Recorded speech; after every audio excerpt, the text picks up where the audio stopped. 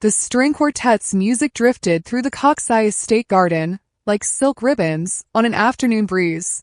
Manuela Picho stood just inside the service entrance, a silver tray balanced in her calloused hands, watching 200 guests settle into their chairs beneath an arch woven with white roses and Italian jasmine.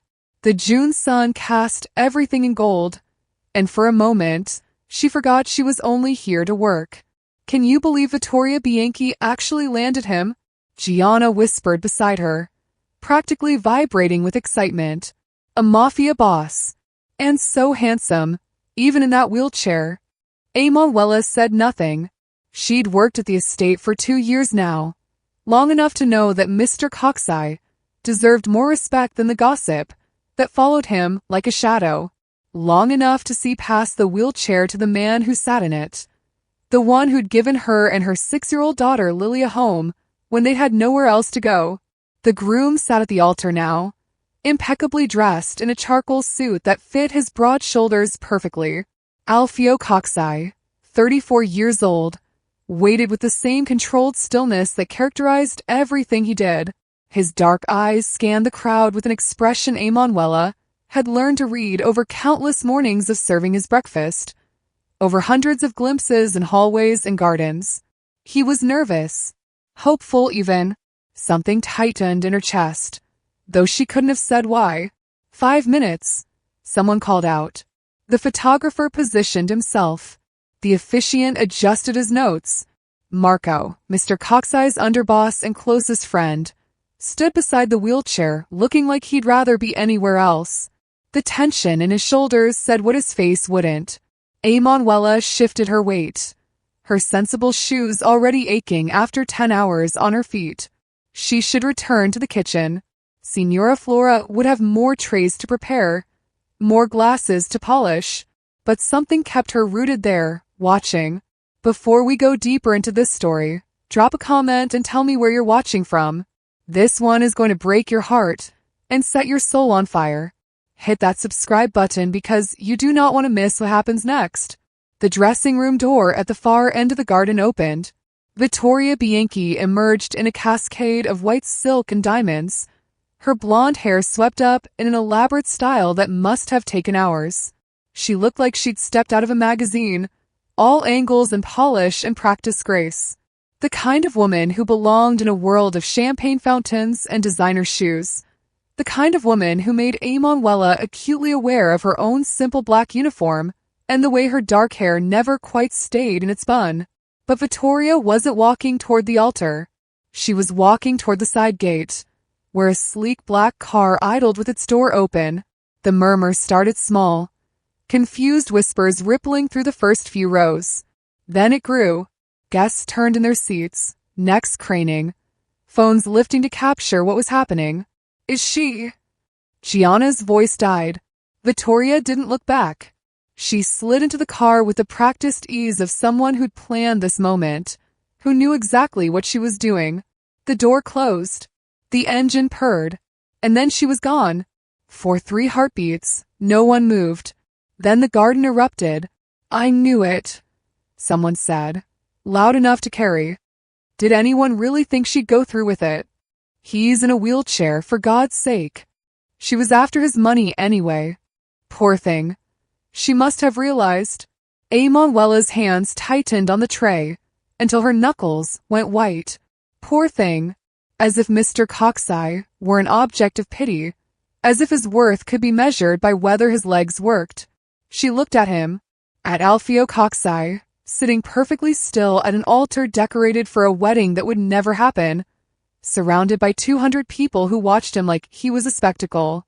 His jaw was clenched so tight she could see the muscle jump. His hands rested on the arms of his wheelchair with careful precision, as if the slightest movement might shatter something. Marco stepped forward.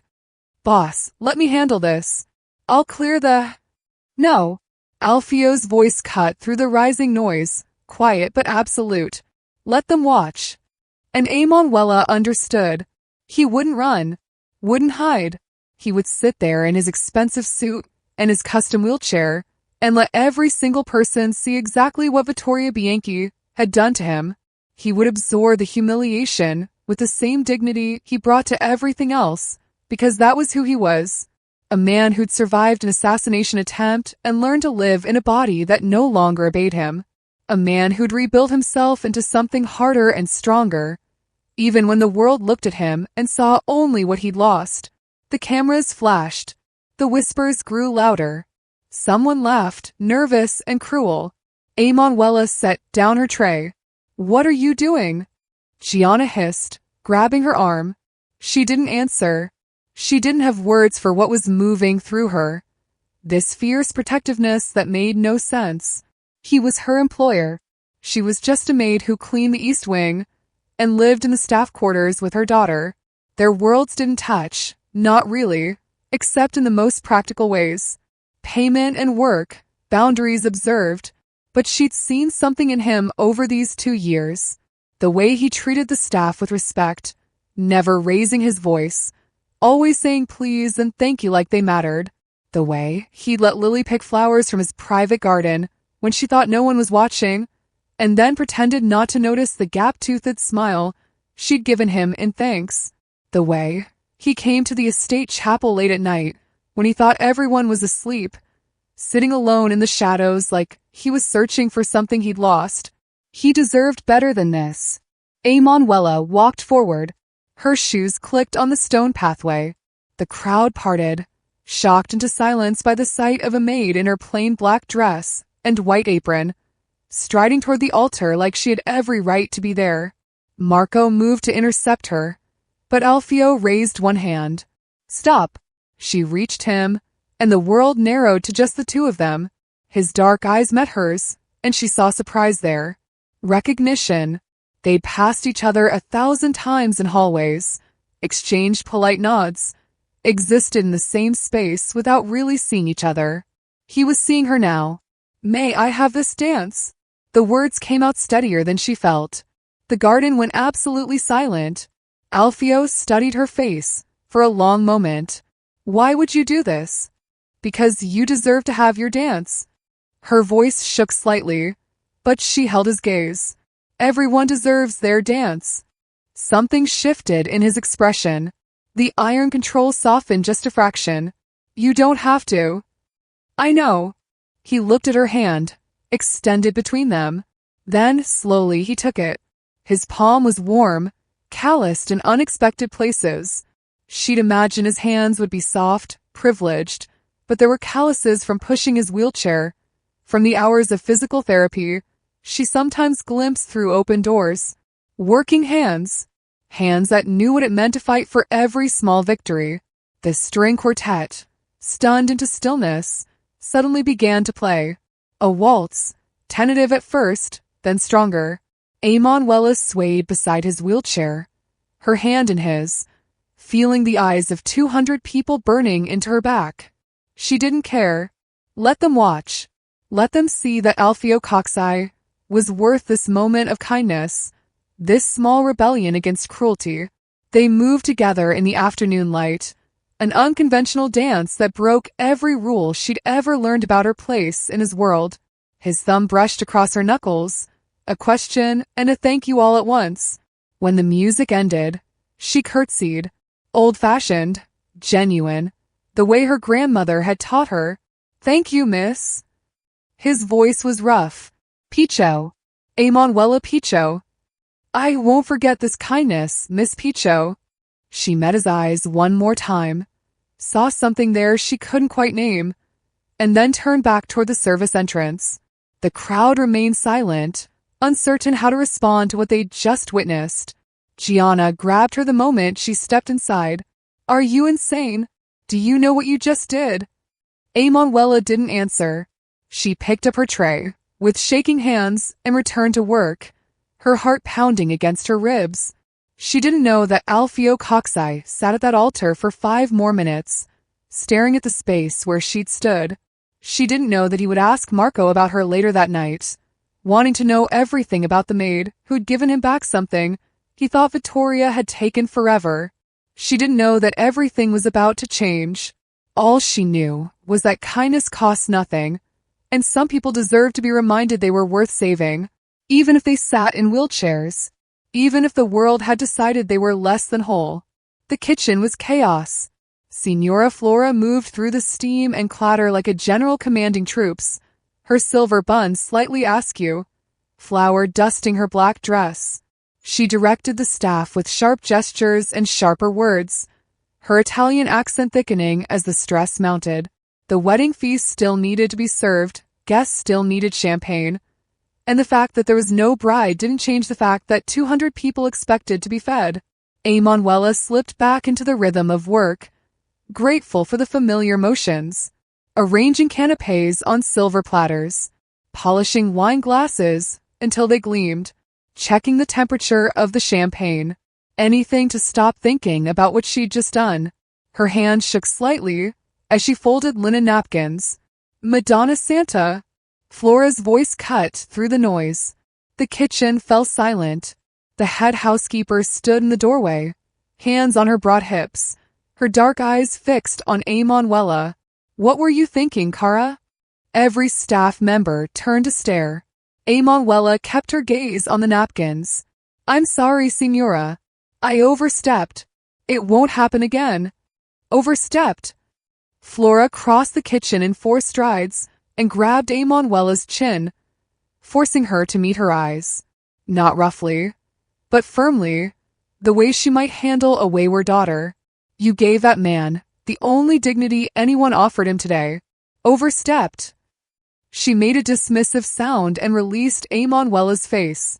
The only thing you did wrong was make the rest of us look like cowards. The tension in Emanuela's shoulders eased slightly. But also, Flora continued, her voice dropping lower, you made yourself visible. To him. To Marco. To everyone in that garden. That was a brave thing you did, or a foolish thing. I haven't decided which. Brave, Gianna announced, appearing with an empty tray. Her curly hair had escaped its pins, and her eyes sparkled with excitement. Definitely brave. Did you see Vittoria's mother's face? I thought she'd faint, and Marco looked like he wanted to shoot someone, but then he smiled. Actually smiled. Marco doesn't smile, another maid said. He did today, right after Emanuela curtsied. Gianna grabbed Emanuela's hands. You stopped a massacre.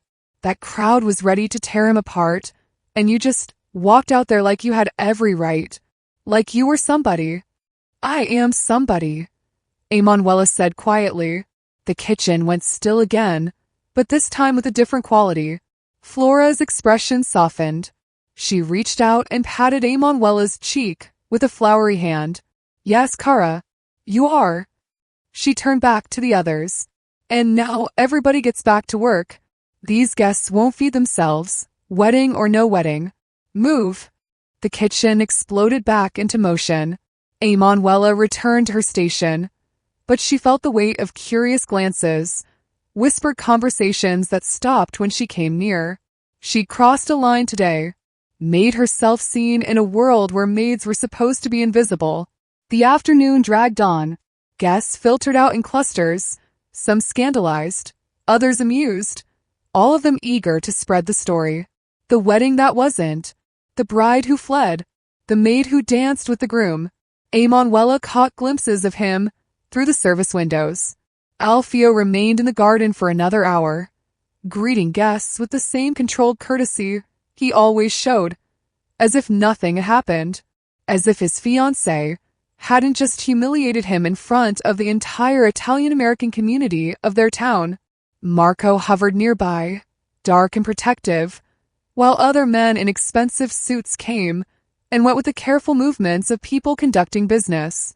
She wondered what he thought of her now, if he regretted accepting her hand, if he was embarrassed by the attention she'd brought to them both.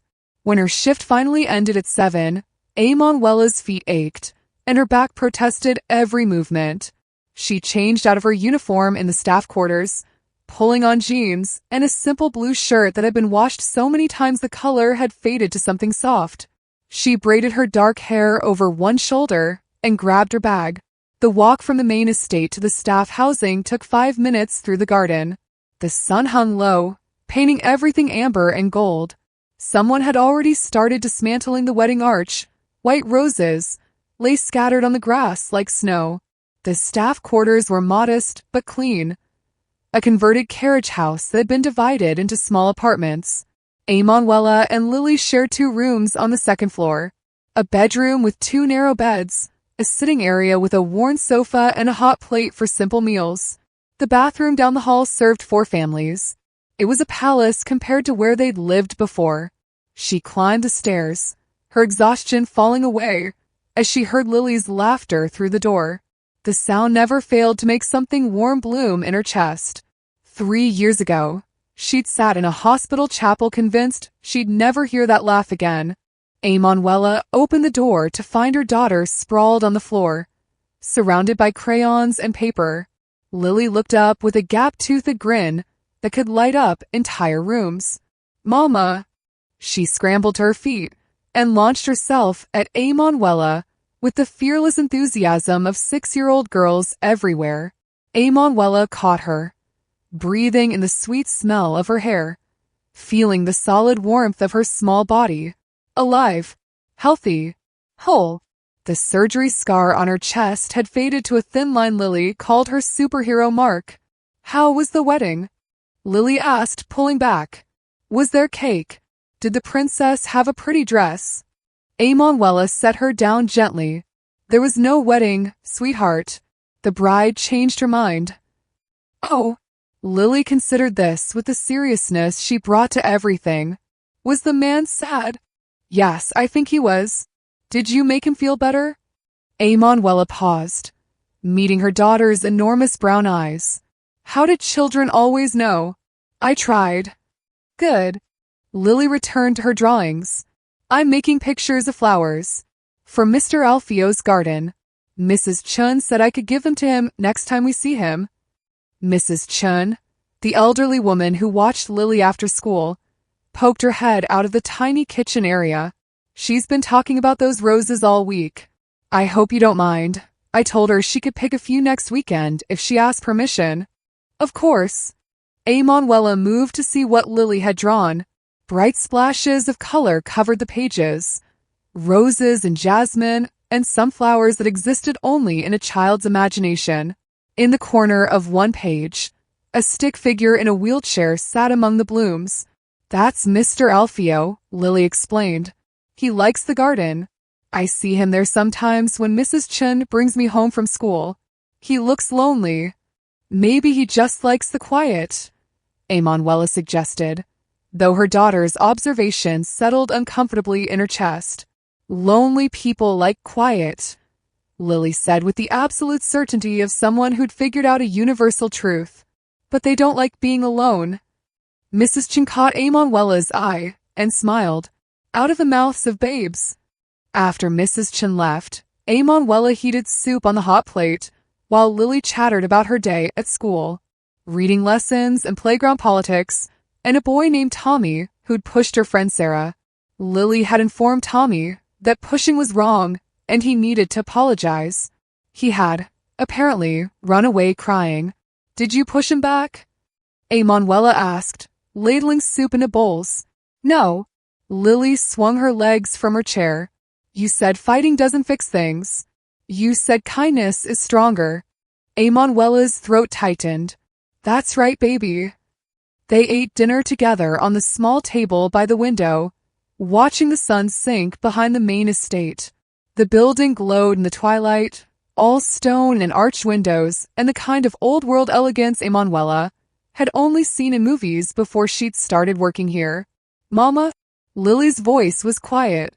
"Are you sad?" "No, sweetheart. Just tired." "You look sad. You get this line."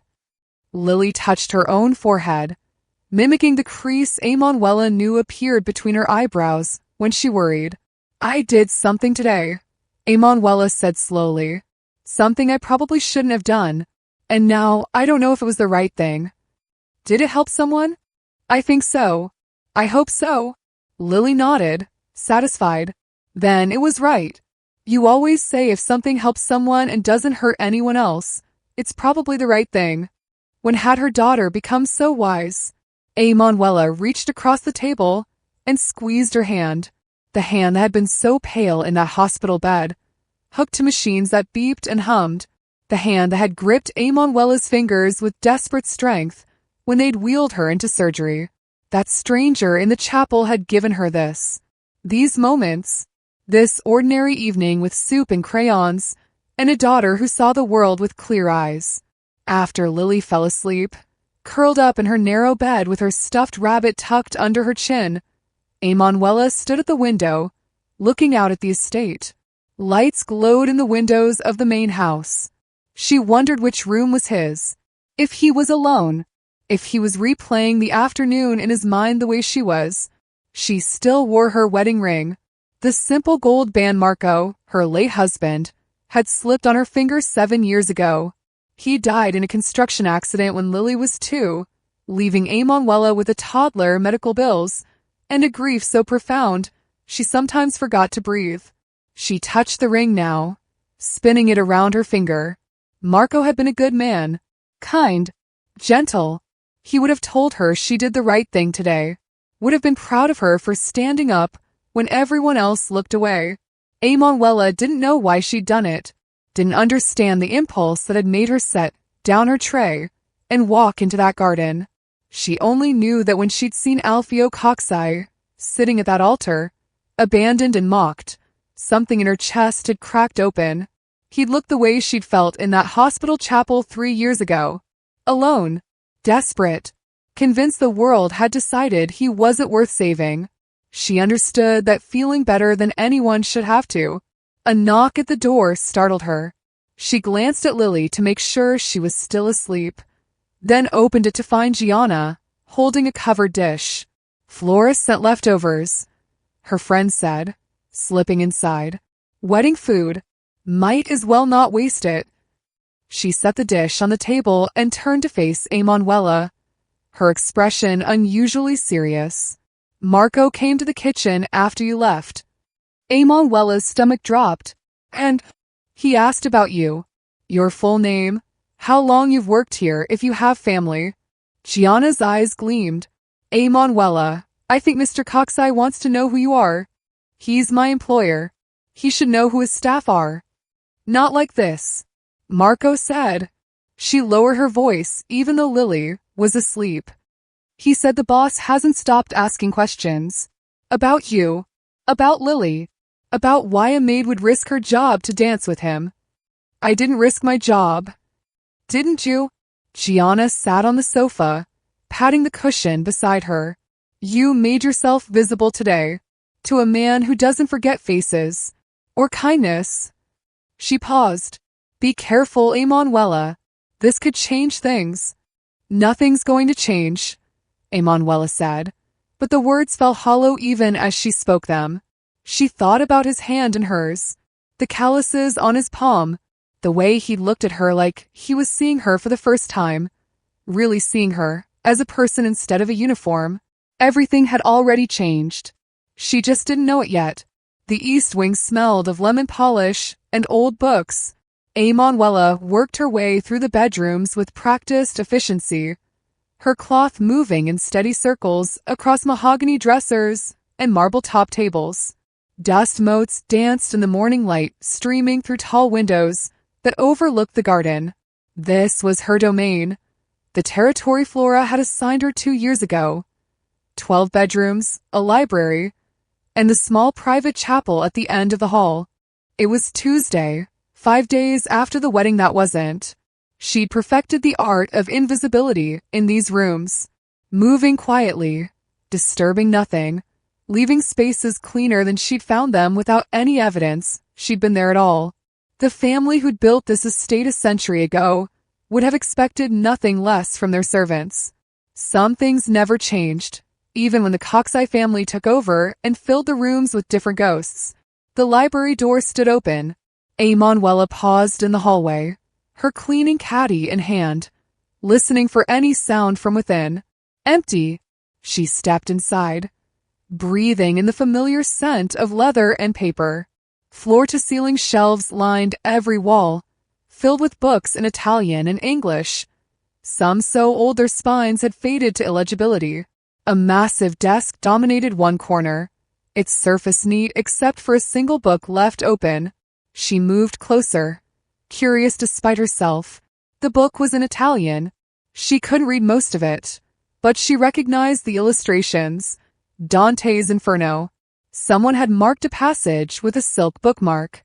The page showed souls in purgatory, climbing toward redemption. He reads it when he can't sleep. Emanuela spun around, nearly knocking over her caddy. Marco stood in the doorway, his stocky frame filling it completely. He wore his usual dark suit, and she could see the outline of his shoulder holster beneath the jacket. His shaved head gleamed in the morning light, and his warm brown eyes studied her with an intensity that made her want to step back. "I'm sorry, I was just cleaning." She moved away from the desk quickly. "I didn't mean to pry." "Relax, Picho." Marco's voice was gentler than his appearance suggested. He stepped into the library, hands clasped behind his back. "Boss doesn't mind the staff in here. You're doing your job." She nodded, gripping her cleaning cloth like a lifeline. "I wanted to talk to you," Marco continued. He moved to the window, looking out at the garden where the wedding arch had stood. "About what you did last week." Emanuela's heart hammered. "If I caused any problems, I apologize. It won't happen again." "Problems?" Marco turned to face her. "You gave him something no one else could. Dignity. Respect. In front of people who thought he wasn't worth either." He paused. "But I need to understand something. What's your game?" "My game? Boss is asking about you. Every day. What you like, what you do, how long you've been here. He doesn't forget faces or kindness." Marco's expression hardened slightly. "So I need to know. What do you want from him?" The accusation stung. Emanuela set down her caddy and met his gaze directly. "I don't want anything. I saw a good man being humiliated, and I tried to help. That's all." "That's all," Marco repeated, skeptical. "I have a 6-year-old daughter to raise. I have a job that lets me give her a safe place to live and food to eat, and a future that doesn't involve sleeping in our car. I'm not looking for anything except to do my work and take care of my child." They stared at each other for a long moment. Then Marco's expression softened, just slightly. "Boss hasn't smiled in 3 years," he said quietly. "Not since the shooting. Not since he woke up in that hospital bed and realized his legs wouldn't work anymore. He learned to live with it, learned to run the business from that chair, but he stopped living. You understand what I'm saying?" Emanuela nodded slowly. "Then you danced with him. And that night, I heard him laugh. Actually laugh at something Bianca said on the phone." Marco moved closer, his voice dropping. "If you hurt him, you answer to me. Capice? I would never hurt him." "Good." Marco headed for the door, then paused. "He's a good man, Picho. Better than most people think. Better than this life deserves." He glanced back at her. "Maybe you'll remember that." After he left, Emanuela stood in the silent library for several minutes, her hands shaking slightly. She looked at the open book on the desk, at those souls climbing towards something better. The next week passed in a careful dance of proximity and distance. Emanuela saw Alfio 3 times in passing. Once in the hallway when she pressed herself against the wall to let his wheelchair go by. Once through the garden window, when he sat reading beneath the roses. And once in the chapel when she'd opened the door to clean and found him there, head bowed, hands folded in his lap. She'd backed out immediately, apologizing. "You don't need to run away," he'd said, his voice carrying across the small space. "Stay. Clean. I won't disturb you." But she hadn't stayed. Something about being in that sacred space with him felt too intimate, too charged with things she didn't understand. Flora noticed, of course. She noticed everything. "You're avoiding him," the older woman said Thursday afternoon, kneading dough in the kitchen with strong, practiced hands. Flour covered her apron and dusted her forearms. "Every time he comes near, you find somewhere else to be." "I'm working," Emanuela said, polishing silver with more force than necessary. "Bah, You're scared. I'm not scared. Flora gave her a look that said she wasn't fooled. When I was your age, I was scared too. Scared of wanting things I couldn't have. Scared of reaching for something beautiful and having it break in my hands. She shaped the dough into a round loaf, her movements gentle despite her calloused hands. But sometimes, Kara, the most beautiful things only break if we don't hold them carefully enough. I don't know what you mean. Yes, you do. Flora wiped her hands on her apron. Marco came to me yesterday. Asked about you. Your character. Whether you're trustworthy. She paused. I told him you have the kindest heart of anyone who's worked here in 30 years. And the most stubborn. Emanuela set down the silver. Why would Marco ask you that? Because Mr. Coxeye is asking him. Because something changed last week. And men like Marco need to protect men like Mr. Coxeye from people who might use their loneliness against them. I'm not using anything against anyone. I know that. Marco knows that now too. But the question is, what are you going to do when Mr. Coxeye makes his intentions clear? His intentions? Flora laughed. A warm sound that filled the kitchen. Madonna, for someone so smart, you can be very dense. The man is interested in you, Emanuela. Interested in a way that has nothing to do with cleaning schedules. Emanuela's face heated. That's ridiculous. He's my employer. He's him. And I'm just a maid. Just a maid, Flora repeated, shaking her head. You sound like my mother. God rest her soul. Know your place, Flora. Don't reach above your station. And you know what I learned? Places change. Stations shift. The only thing that matters is what's in here. She tapped her chest, leaving a flowery handprint over her heart. And his heart recognizes yours. I've seen the way he looks at you when he thinks no one's watching. Before Emanuela could respond, Gianna burst through the kitchen door, eyes wide. He's here, she hissed. Who's here? Flora asked. Mr. Coxeye. In the service hallway. Looking for Emanuela. Emanuela's stomach dropped. Why would he be in the service hallway? Because he's looking for you, Gianna said, grabbing her arm. Marco tried to redirect him to the main house, but he said he needed to speak with you directly. He's waiting by the staff entrance. Flora wiped her hands clean and gave Emanuela a gentle push. Go. And remember, Kara, kindness recognizes kindness. The service hallway was dim and narrow, lined with coat hooks and shelves of cleaning supplies. Alfio's wheelchair looked too elegant for the space, too expensive against the worn linoleum floor. He'd positioned himself near the door that led to the garden, and the afternoon light fell across his face, highlighting the silver at his temples. Marco stood a few feet away, arms crossed, watching everything. Miss Picho, Alfio said when he saw her. His dark eyes studied her face. I apologize for interrupting your work. I know this is irregular. It's fine, sir. Emanuela twisted her cleaning cloth in her hands. Is there something you need?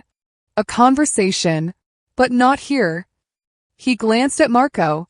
Give us the garden, boss. Marco. Just the one word, but it carried absolute authority. Marco left, though his expression said he'd be watching from somewhere nearby. Alfio gestured toward the door. Would you walk with me? Please. Emanuela followed him outside into the garden she'd walked through 1,000 times, but never really seen from this perspective. The roses were in full bloom, red and white and pink, their fragrance heavy in the air. The fountain burbled in the center of the space, and somewhere a bird sang. They moved in silence for a moment, her walking beside his wheelchair on the stone path. She noticed how smoothly he navigated the terrain, how his upper body's strength showed in the way he controlled his movement. There was grace in it, hard-won and deliberate. I've wanted to thank you properly, Alfio said finally, for what you did at the wedding. You already thanked me. I thanked you as an employer thanks an employee. I want to thank you as a man thanks someone who showed him extraordinary kindness. Emanuela stopped walking. He stopped too, turning his wheelchair to face her. That day, he continued, his voice low and measured, I was prepared for mockery, for pity, for the cameras and the whispers and the confirmation of every ugly thing people think when they look at me in this chair. He touched the armrest briefly. But you didn't pity me. You didn't mock me. You treated me like I was worth something, like I deserved joy despite everything. You do deserve joy, Emanuela said quietly. Everyone does. Do they? He studied her face. Or do some of us deserve to be abandoned at our own weddings because we're not whole anymore?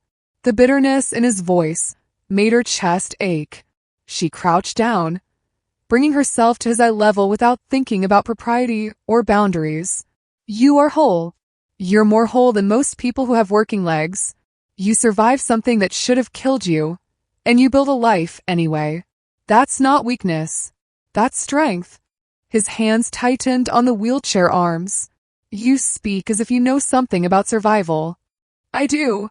They looked at each other, and something passed between them. Recognition, maybe. The understanding of two people who'd both learned what it meant to keep fighting when the world decided you were finished. I'd like to know you better, Alfio said. If that's acceptable. Emanuela's heart hammered. Sir, I don't think that's appropriate. You're my employer, and I'm a woman who showed me compassion when cruelty was easier. A woman who saw a person instead of a wheelchair. He paused. I'm not asking as your employer, Miss Picho. I'm asking as someone who saw kindness and wants to understand where it comes from. I don't understand. Have dinner with me. Tomorrow evening. Nothing formal. Just conversation. Every instinct told her to refuse, to maintain the boundaries that kept her life safe and predictable. But she thought about Flora's words, about reaching for beautiful things, about holding them carefully. I have a daughter, she said. I can't just bring her. Alfio's expression softened. I'd like to meet her. Lily. Of course he'd heard about Lily.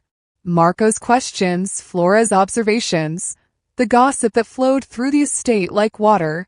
He knew she had a child, knew she was a widow, knew all the practical details of her life. But he was asking anyway. Why? The word came out before she could stop it. Why me? You could have anyone. Women who know how to navigate your world, who understand what it means to be with someone like you. Women like Vittoria. His voice held something dark. Women who see dollar signs and power but run when faced with reality. He shook his head. I don't want someone who understands my world, Miss Picho. I want someone who sees beyond it. Someone real. The birds sang again, bright and clear in the roses. One dinner, Emanuela said finally, just to thank you properly for offering. Then we go back to normal. Normal, Alfio repeated, and something in his expression suggested he didn't believe in normal anymore. Neither did she. But she wasn't ready to admit it yet. That evening, Emanuela told Lily they were having dinner with Mr. Coxeye.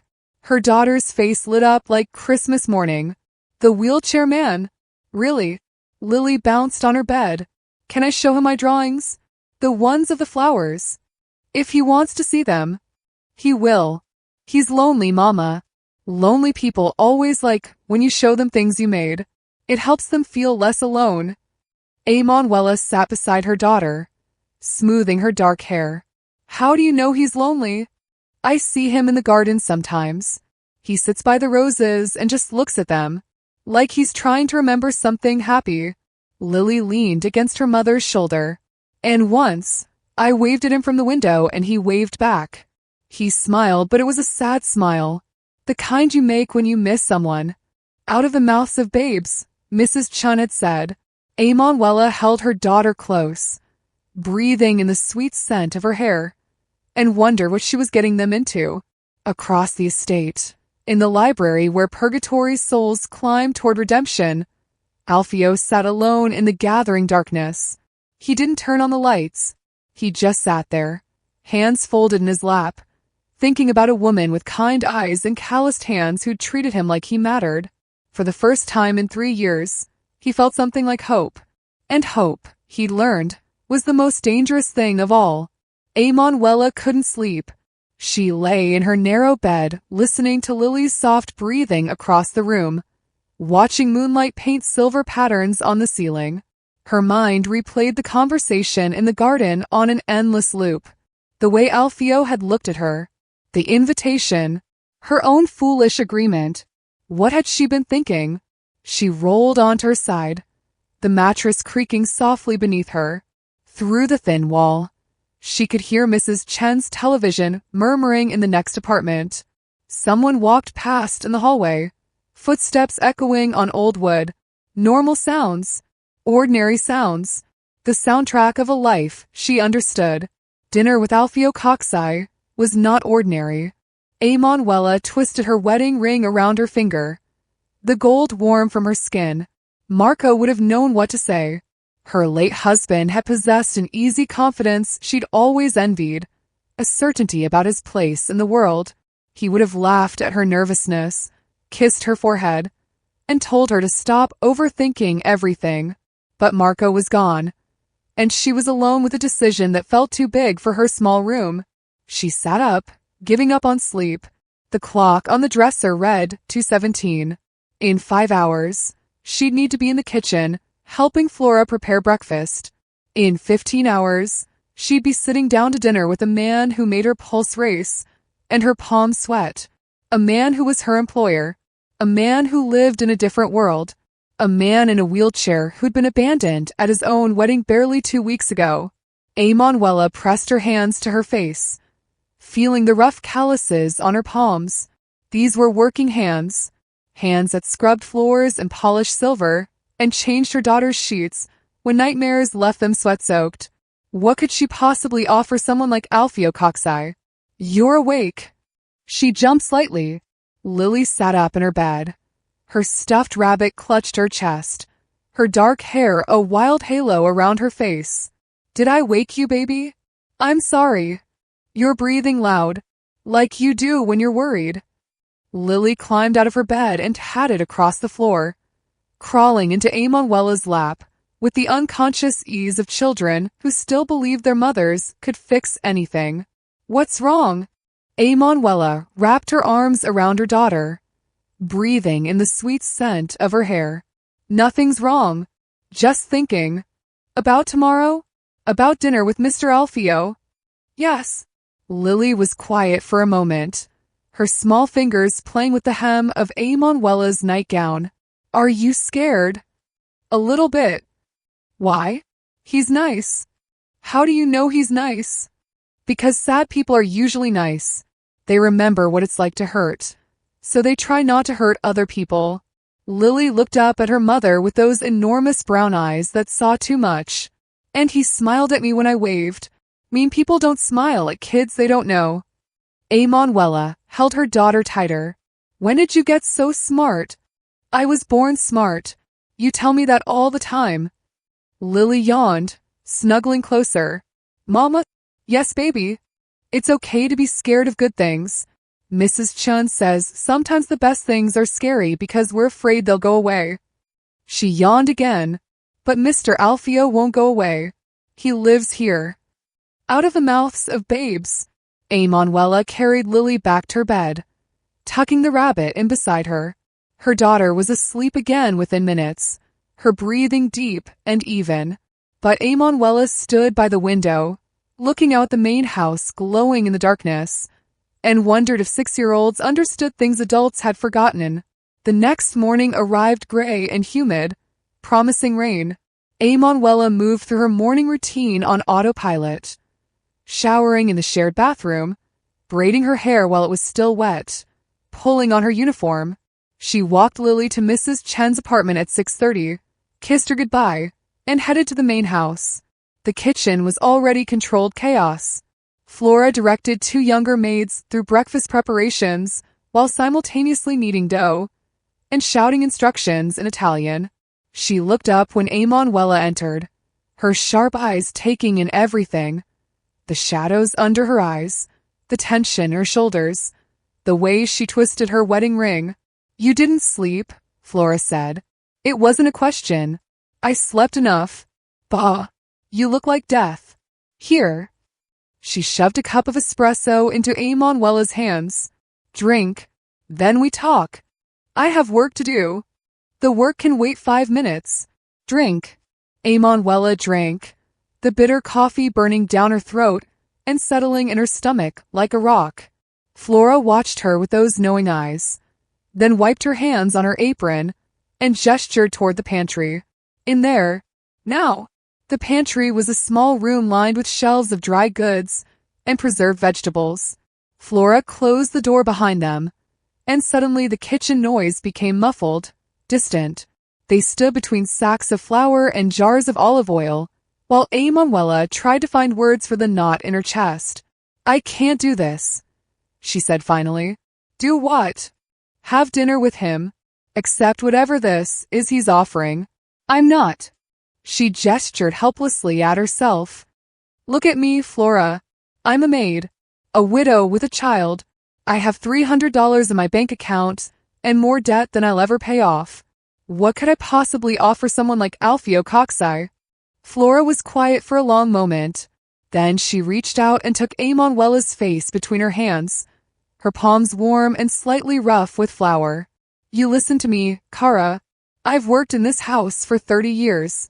I knew Mr. Coxeye when he was a boy, wild and angry after his parents died. I watched him grow into a man who carried the weight of this family on his shoulders. I was there the night they brought him back from the hospital, broken and furious, and convinced his life was over. Her grip tightened slightly, and I've watched him survive 3 years of isolation and pain, and people who look at him like he's less than human because he can't walk. I know all that, but do you know what I saw 2 weeks ago at that wedding? I saw a man who'd given up hope, who was going through the motions of living without actually being alive, and then you danced with him. Flora's eyes were bright. You treated him like he was worth something, like he mattered. And that night, when I brought him his dinner, he asked me about you. Not suspicious questions, not employer questions. He asked if you were happy here, if your daughter was healthy, if you smiled when you thought no one was watching. Emanuela's throat tightened. He sees you, Emanuela, not your uniform or your debt or your calloused hands. He sees the woman who raised a sick child alone, the woman who works 10-hour days and still has energy to play with her daughter, the woman who has every reason to be bitter and angry but chooses kindness instead. Flora released her face and stepped back. So when you ask what you could possibly offer him, I say everything. You offer him everything he's been missing. Someone real. But what if I'm not enough? What if you are? They stood in the dim pantry, surrounded by the smell of herbs and preserved tomatoes, and Emanuela felt something shift in her chest. Not certainty, exactly, but maybe the beginning of it. I'm terrified, she whispered. Good.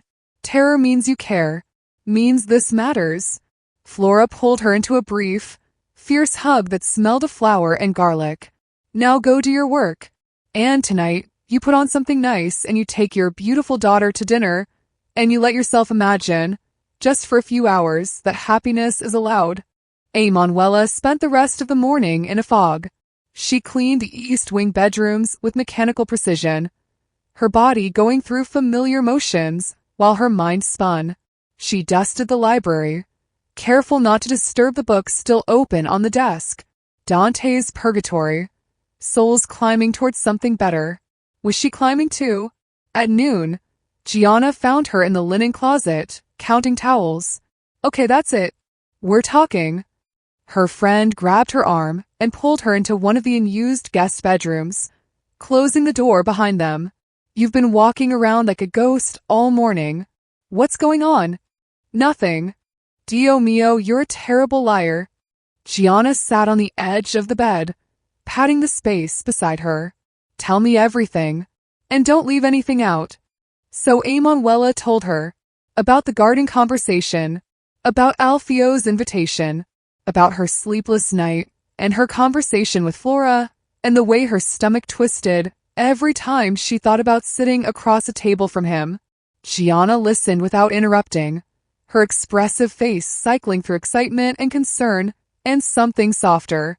When Emanuela finished, her friend was quiet for a moment. "What are you afraid of?" Gianna asked finally. "Everything. That I'll disappoint him. That Lily will get attached. And then he'll realize this was a mistake. That I'm not built for his world. That you might be happy." Gianna finished softly. "That's what you're really afraid of, isn't it? That you might let yourself want something and then lose it." Emanuela twisted her wedding ring. "I lost Marco. I almost lost Lily. I know what it's like when good things disappear. And you know what it's like to fight for them." Gianna took her hand, stilling the nervous motion. "You fought for Lily's life. You worked 3 jobs and slept in your car and begged God for a miracle. And you got one. But now you're too scared to fight for your own happiness. This is different." "How? How is it different?" Gianna's voice rose slightly. "Emanuela, when was the last time someone looked at you? Not the maid, not the mother, not the widow. You. When was the last time someone saw Emanuela Picho and wanted to know her?" The question hit like a fist to the chest. Emanuela couldn't remember. Even with Marco, loving as he was, she'd always been someone's daughter, someone's wife, someone's mother, never just herself. "He's my employer," she said weakly. "He's a man who wants to have dinner with you. A man who asked about you for 2 weeks before working up the courage to invite you. A man who specifically said to bring your daughter because he knows she's part of who you are." Gianna squeezed her hand. "What if this is something real? What if God sent you here, not just to give you a job, but to give you a chance? I don't know if I can do this." "Yes, you can. You're the strongest person I know." Gianna stood, pulling Emanuela up with her. "And tonight you're going to put on that blue dress I know you have hidden in the back of your closet, and you're going to let yourself imagine that maybe, just maybe, good things are allowed to happen to you too." That afternoon, Emanuela picked up Lily from Mrs. Chen's apartment. Her daughter was covered in paint from an art project, chattering excitedly about the colors she'd mixed.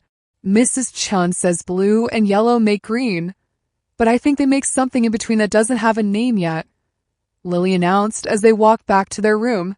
"A color that's both things and neither thing at the same time." "That's very philosophical."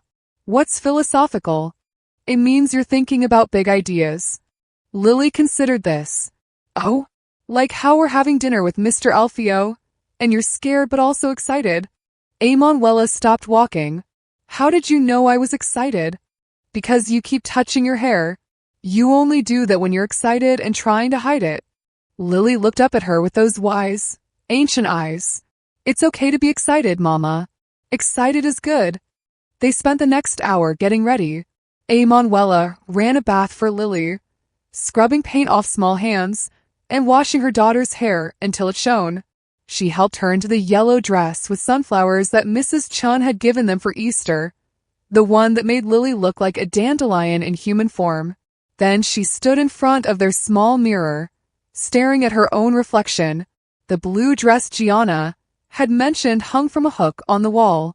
She'd bought it 3 years ago from a thrift store, back when she'd still hoped Marco's death might somehow not be real, might somehow reverse itself. She'd never worn it. It seemed frivolous, impractical, the kind of thing women who didn't work 10-hour shifts and raised children alone might wear. "You should wear the blue dress," Lily said from behind her. "It matches your eyes." "My eyes are brown, baby." "No, the feelings in your eyes. The blue feelings." Emanuela didn't know what blue feelings meant, but she took the dress down anyway. It slipped over her head like water, settling against her skin in a way her uniform never did. The color was deeper than she remembered, the neckline more flattering. She took down her braid, letting her dark hair fall over her shoulders in waves. She looked like someone else, someone who might sit at a table with Alfio Coxai and not feel completely out of place. "You're beautiful, Mama," Lily whispered. Emanuela's eyes burned. She crouched down and pulled her daughter close. "So are you, baby. So are you." At 6:45, someone knocked on their door. Emanuela opened it to find Marco standing in the hallway, hands clasped behind his back, wearing an expression that might have been approval. "Boss sent me to escort you to dinner," he said. "If you're ready." Emanuela looked back at their small room, at the two narrow beds and the worn sofa, and the hot plate where they heated soup, at the life she'd built from nothing, safe and predictable and small. Then she looked at her daughter, who held her hand and smiled with absolute faith that everything would be okay. "We're ready," Emanuela said, and maybe, just maybe, she was.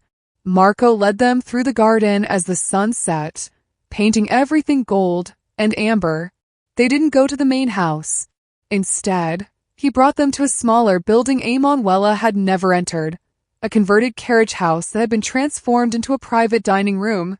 Alfio waited inside, his wheelchair positioned at the head of a small table set for three. He'd changed into casual clothes, a simple shirt that made him look younger somehow, more approachable. When he saw them, his face transformed. "Miss Picho," he said, "and this must be Lily." Lily stepped forward with the fearlessness of children who haven't learned to be afraid yet. "Hi, Mr. Alfio.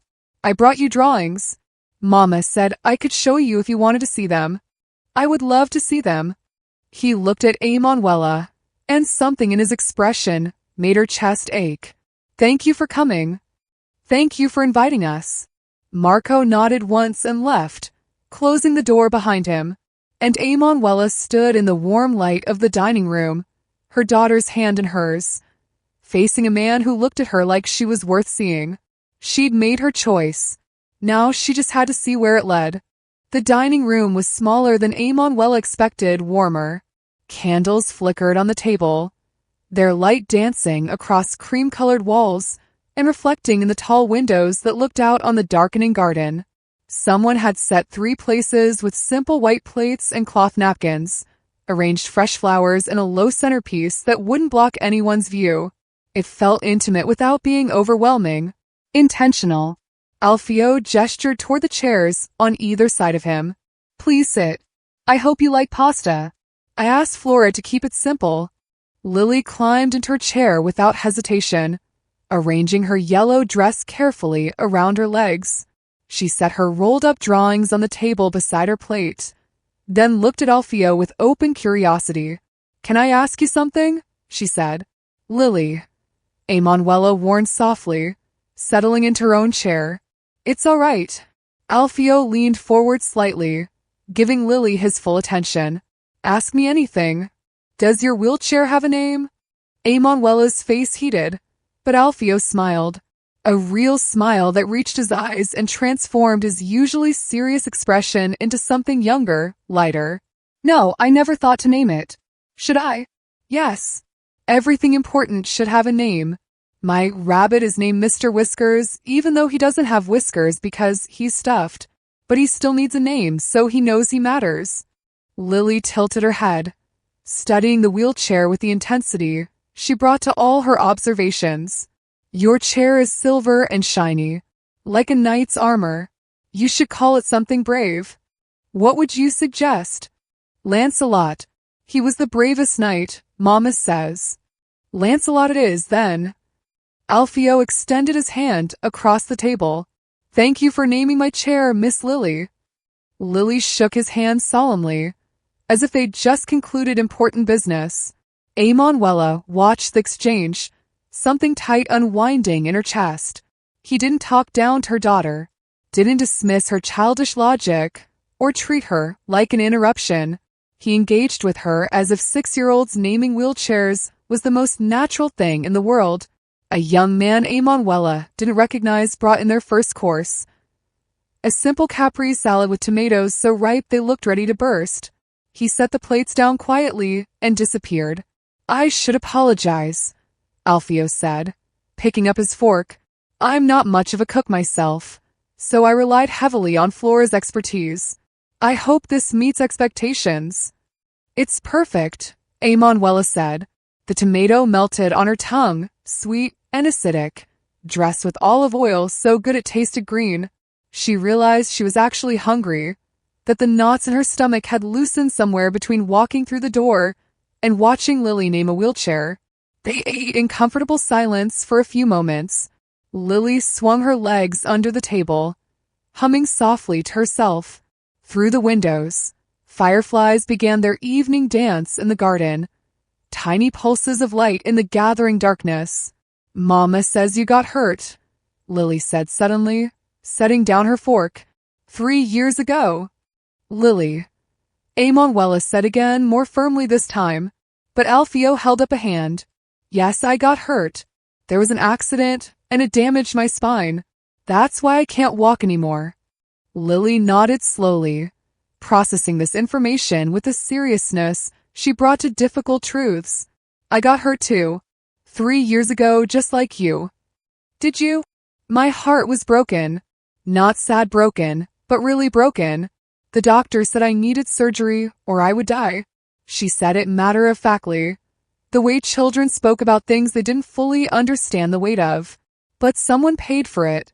A stranger Mama prayed to God for, and he came and saved me. Emanuela's chest tightened. They never talked about this. Not really. She kept the details vague, not wanting Lily to feel the burden of that debt, of how close they'd come to losing everything.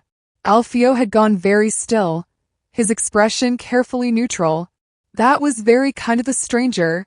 "Mama says sometimes angels don't have wings. Sometimes they're just people who help when nobody else can." Lily pushed up the sleeve of her yellow dress, then pulled down the neckline slightly to reveal the faded surgical scar on her chest. "Wanna see my superhero mark? That's what I call it, because only superheroes get scars from saving the world." Emanuela started to intervene, to cover her daughter and apologize for the inappropriate display, but Alfio's expression stopped her. He was staring at Lily's scar with something that looked like pain or recognition or both. "That's a very impressive mark," he said quietly. "You must be a very strong superhero." "I am, and you're strong too. Mama says people who survive bad things and keep being kind are the strongest kind of people." Lily adjusted her dress back into place, satisfied that she'd made her point. "So we're both superheroes. You and me." "I think," Alfio said, and his voice was rougher than before, "that might be the nicest thing anyone's ever said to me." Lily beamed, then returned to her salad as if she hadn't just cracked something open in the room, as if she hadn't just drawn a line connecting her survival to his in ways Emanuela couldn't quite process yet. The main course arrived. Pasta with a simple tomato sauce, crusty bread, a green salad. The young man poured water for Lily and wine for the adults before disappearing again. Alfio maneuvered his wheelchair closer to the table with practiced ease, and Emanuela noticed the way his upper body had developed to compensate for his legs. Strength hard-won through countless hours of physical therapy. "Tell me about school," Alfio said to Lily. "What's your favorite subject?" "Science. We're learning about the human body." Lily twirled pasta on her fork with moderate success. "Mrs. Patterson says our hearts beat 100,000 times a day. Can you imagine? 100,000. Mine had to be fixed so it could beat that much without getting tired. That's remarkable. And I want to be a doctor when I grow up. A heart doctor, like the one who fixed me, so I can save other kids who have broken hearts." She paused, considering. "Not the sad kind of broken, the really broken kind." "That's a noble ambition." Lily nodded, pleased with herself. Then she looked at Alfio with sudden intensity. "What do you want to be when you grow up?" Emanuela nearly choked on her wine. "Lily, Mr. Coxeye is already grown up. He doesn't need to." "It's all right." Alfio's expression had softened into something almost tender. "That's actually a very good question. I think I want to be someone who matters beyond what I do for a living. Someone who's remembered for being kind, not just successful." "You're already kind," Lily announced. "You let me pick flowers from your garden even though I'm not supposed to. Mrs. Chun said we shouldn't, but I saw you watching me once and you smiled. That's kind." He glanced at Emanuela, caught. "I didn't realize I'd been spotted." "Lily spots everything," Emanuela said. She has a gift for seeing what people try to hide. They continued eating, the conversation flowing easier now. Lily talked about her friend Sarah at school, about the stray cat that lived behind their building, about the book Mrs. Chun was reading to her about a girl who traveled to the moon. Alfio listened with genuine interest, asking questions, laughing at Lily's dramatic retellings. When Lily reached for her water glass, her elbow caught the edge and sent it tipping. Water spilled across the table in a cold rush, soaking the tablecloth and dripping onto the floor.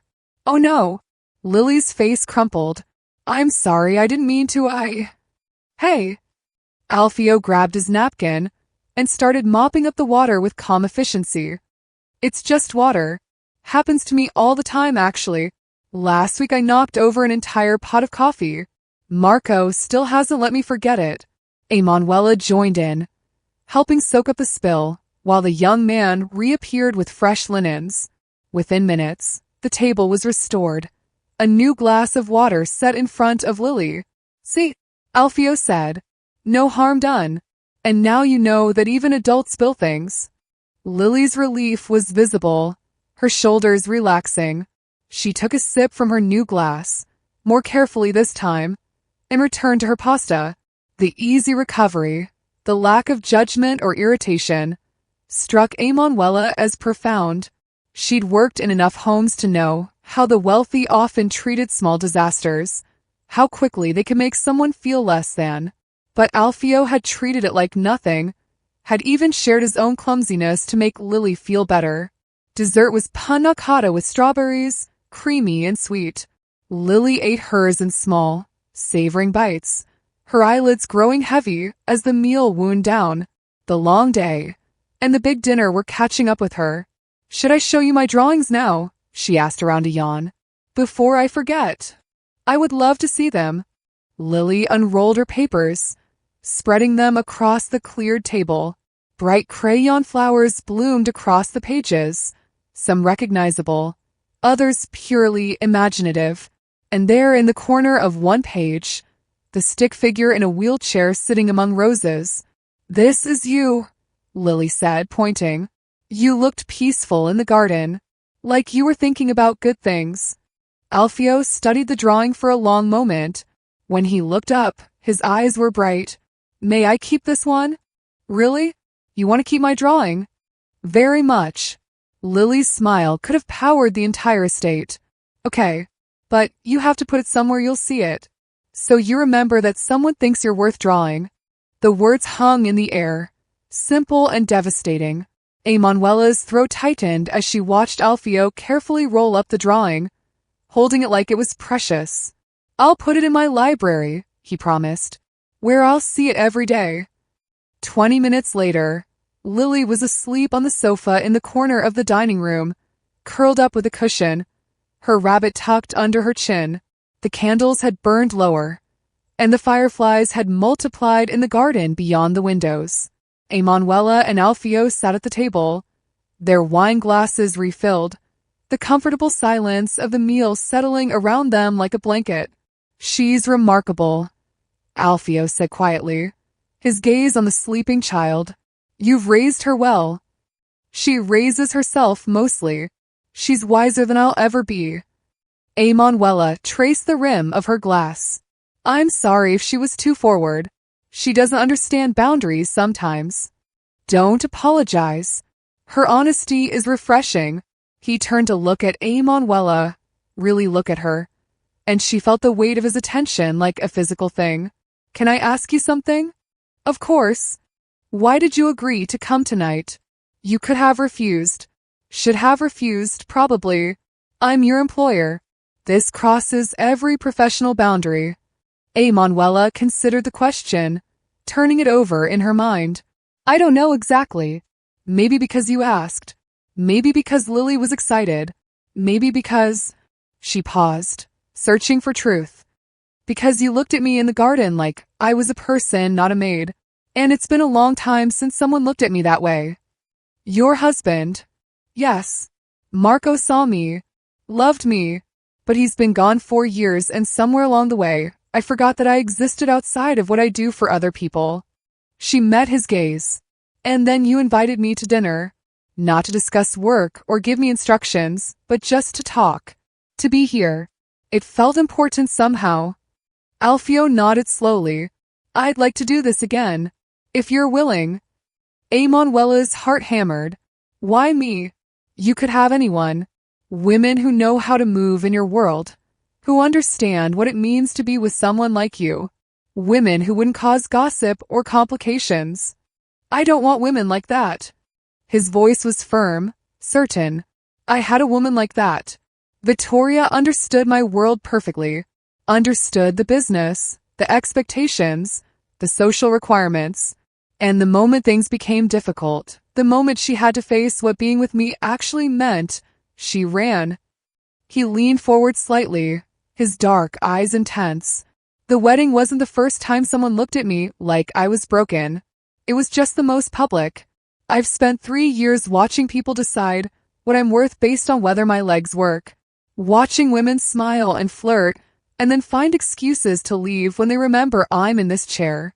Watching business associates treat me with kid gloves, like I might shatter if they push too hard. You don't seem like someone who shatters easily. I'm not.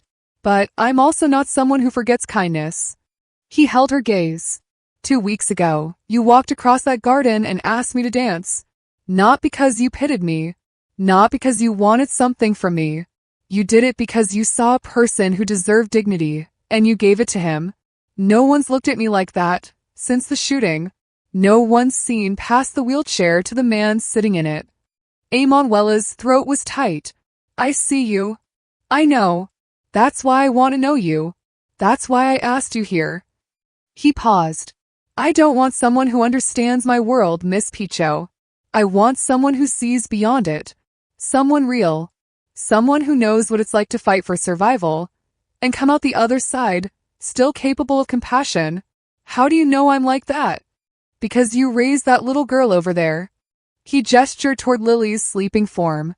Because you work 10-hour days and still have energy to play with your daughter. Because according to Flora, you've never once complained about your circumstances, never asked for special treatment, never acted like the world owes you something even though you've clearly been dealt a difficult hand. Emanuela looked down at her calloused hands, at her simple dress, at the wedding ring she still wore. I'm not special. You're wrong about that. They sat in silence for a moment, the candles guttering lower, the darkness gathering close around their small circle of light. If we do this, Emanuela said slowly, if we see each other again, people will talk. The staff, your business associates, everyone. Let them talk. It could make things difficult for you. Things are already difficult. But for the first time in 3 years, I have a reason to care about getting through the day. His expression softened. I'm not asking for promises or commitments, Emanuela. I'm asking for a chance to know you, to spend time with you and Lily, to see if this connection I felt in the garden is real, or just desperation, wearing Hope's costume. Emanuela's breath caught at the use of her first name. Not Miss Picho. Emanuela. It felt intimate, dangerous, like crossing a bridge she couldn't uncross. I'm scared, she admitted. So am I. What if this is a mistake? What if it isn't? He reached across the table, palm up, an offering, one step at a time. No expectations beyond dinner next week. We figure it out as we go. Emanuela looked at his hand, at the calluses that matched her own, at the strength evident in his fingers. She thought about Flora's words in the pantry, about holding beautiful things carefully. She thought about Lily's wisdom, about fear and good things existing in the same space. She took his hand. His grip was warm, solid, sure. They sat like that for a long moment, connected across the table in the candlelight, while Lily slept peacefully in the corner, and the garden held its breath beyond the windows. One step at a time. Emanuela agreed. When Marco appeared an hour later to escort them back to their quarters, Lily woke long enough to hug Alfio goodnight. She whispered something in his ear that made him smile, that soft expression that transformed his serious face into something approachable and young. What did she say? Manuela asked as they walked back through the darkened garden. Alfio looked up at the stars beginning to emerge in the deep blue sky. She said I should smile more because I have a nice smile, and people with nice smiles should share them so other people can smile too. Marco snorted softly but said nothing. Back in their small room, after she tucked Lily into bed and changed in her nightgown, Manuela stood at the window, looking out at the main house. A single light glowed in what she now knew was the library.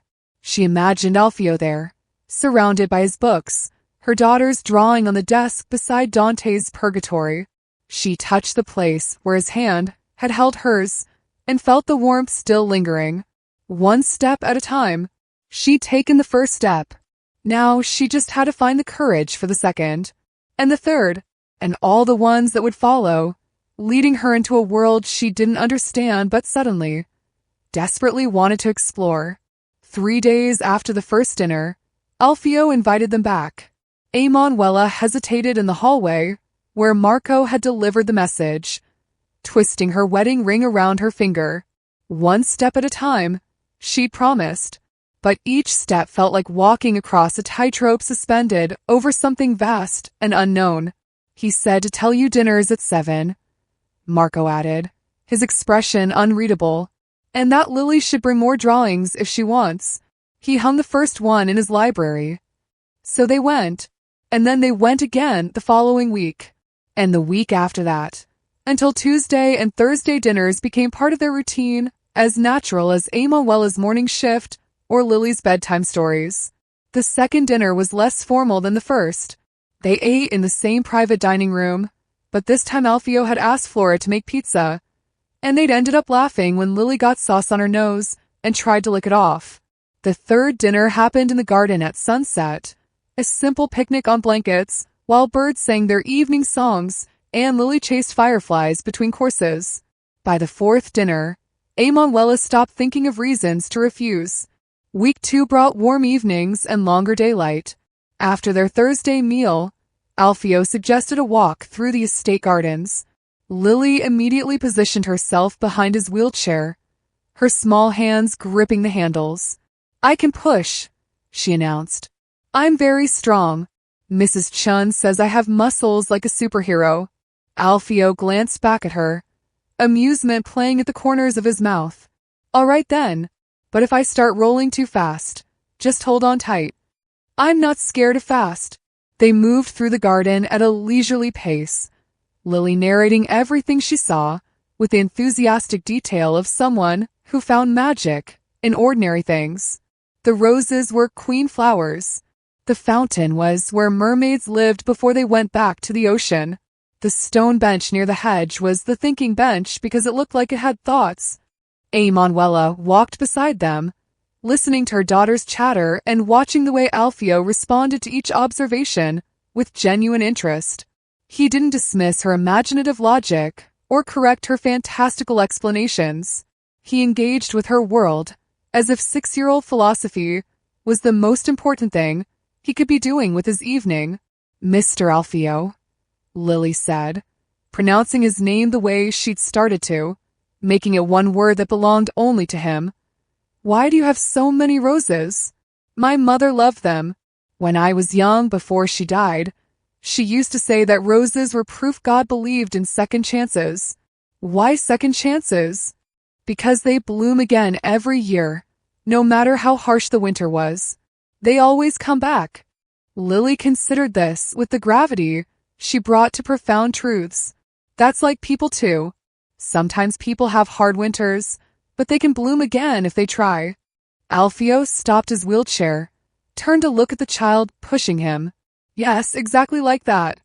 Later, when Lily had run ahead to examine a butterfly, Alfio spoke quietly.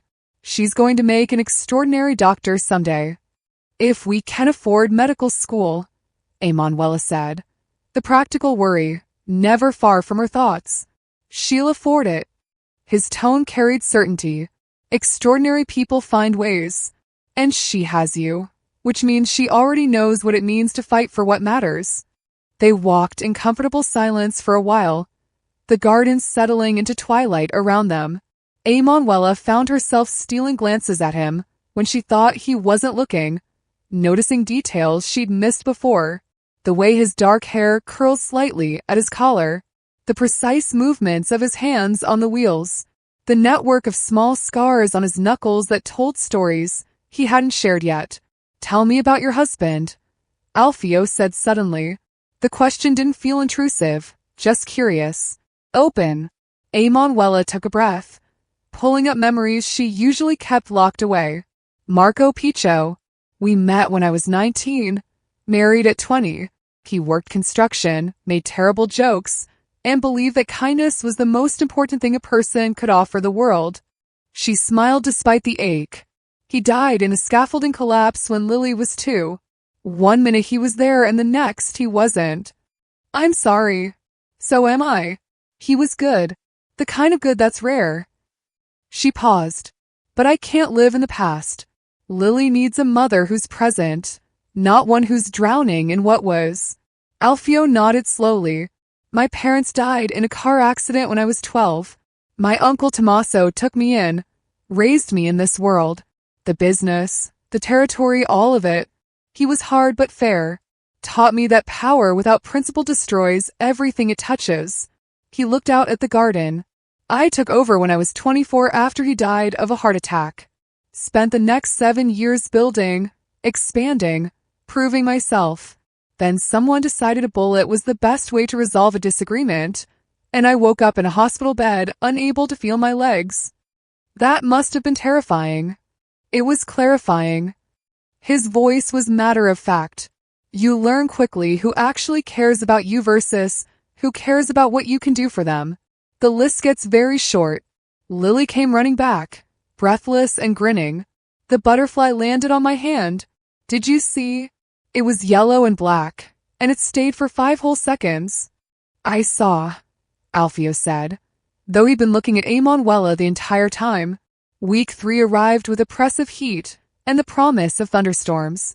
Emanuela finished her morning shift drenched in sweat, her uniform clinging to her back. She was carrying fresh linens to the east wing when she noticed the chapel doors standing open.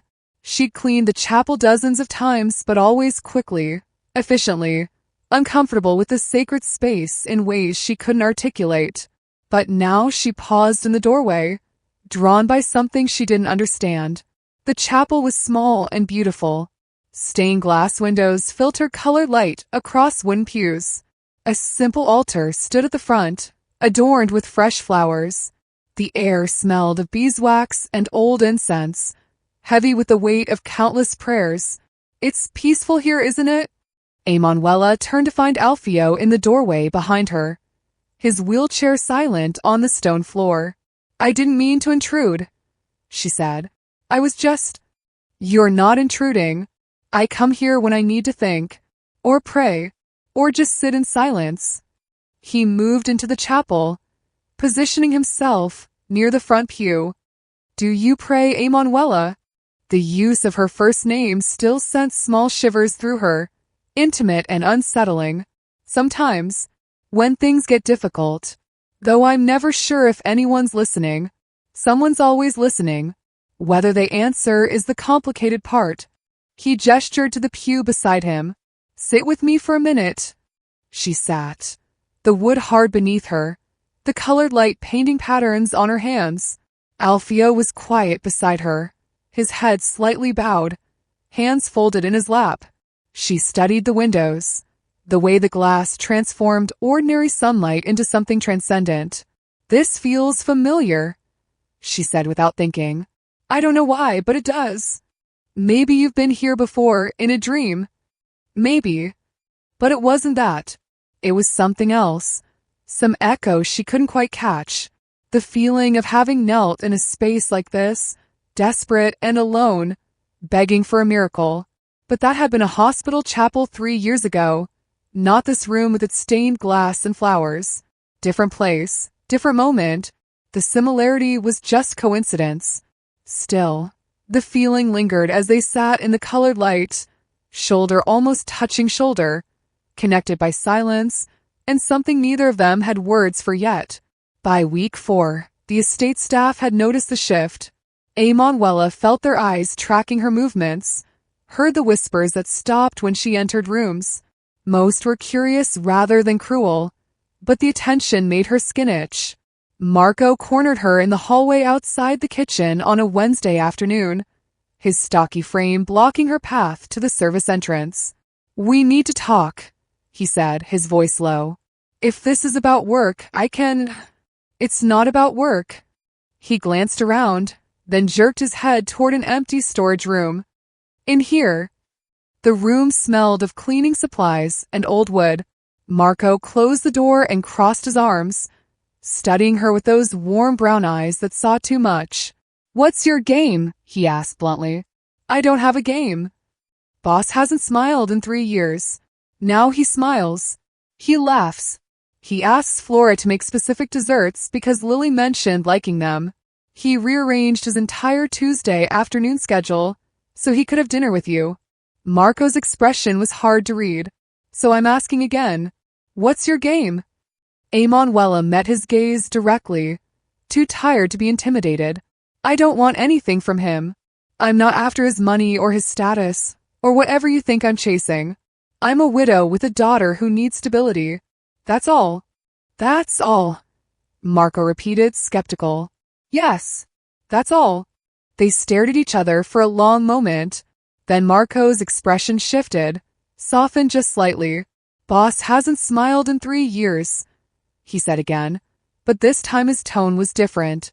He survived that bullet, survived learning to live in that chair, survived Victoria's betrayal. But he wasn't living, just surviving. "You understand the difference?" Manuela nodded slowly. "Then you danced with him, and something changed. He started trying harder in physical therapy. Dr. Ferry says his improvement in the last month has been remarkable." Marco leaned against the wall, arms still crossed. "He's living again. Because of you and your daughter. I didn't do anything special. You saw him. Really saw him. Not just the wheelchair or the power or the money. You saw Alfio Coxeye, and you treated him like he was worth something." Marco's voice dropped. "That's not nothing, Picho. That's everything." Silence settled between them. "Is that bad?" Manuela asked quietly. Marco studied her for another long moment, then shook his head. "No, it's not bad. But if you hurt him, you answer to me. Capice? I would never hurt him." "Good." He pushed off the wall and headed for the door, then paused. "He's a good man, Picho. Better than this life deserves. Better than most people see. You remember that." After he left, Manuela stood in the storage room surrounded by mops and buckets and the lingering scent of lemon polish, thinking about survival versus living and the responsibility of being seen. Week 5 brought Bianca. Manuela was in the kitchen, helping Flora prep vegetables, when a woman swept through the door, like a force of nature. She was tall and elegant, with Alfio's dark eyes and a warmth that radiated from her like heat from a stone. "You must be Manuela," she said, crossing the kitchen with her arms outstretched. "I'm Bianca, Alfio's sister, and I've been dying to meet you." Before Manuela could respond, she found herself wrapped in an enthusiastic hug that smelled of expensive perfume and paint. "Bianca, give the girl some space," Flora said, but she was smiling. "No space. Only hugs. Alfio has told me so much about you and your daughter." Bianca pulled back, holding Manuela at arm's length, studying her face with an artist's intensity. "You're exactly as he described. Kind eyes. Strong hands. Real. I thank you." "That's a compliment. My brother has been surrounded by fake people his entire life. You're a breath of fresh air." Bianca released her and turned to Flora.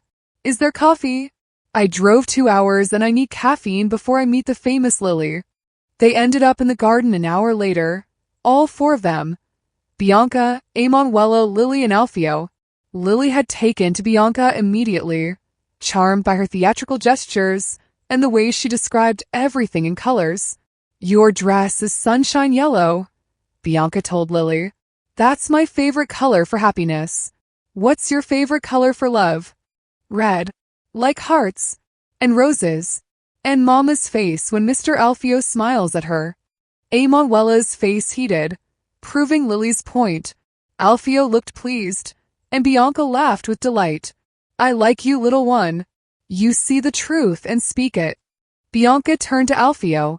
Brother, can I steal Emanuela for a walk? Just us girls. I don't think I have a choice in the matter. Smart man. They walked to the far end of the garden, where wisteria hung from an old pergola, creating a tunnel of purple blooms. Bianca's expression grew more serious as they moved away from the others. He paid for your daughter's surgery, didn't he? She said quietly. Emanuela stopped walking. What? 3 years ago. Anonymous donor. Mount Sinai Hospital. Bianca's dark eyes were kind but knowing. It was him. How do you know that? Because I know my brother. He does this. Helps people. Never wants credit. Never asks for recognition.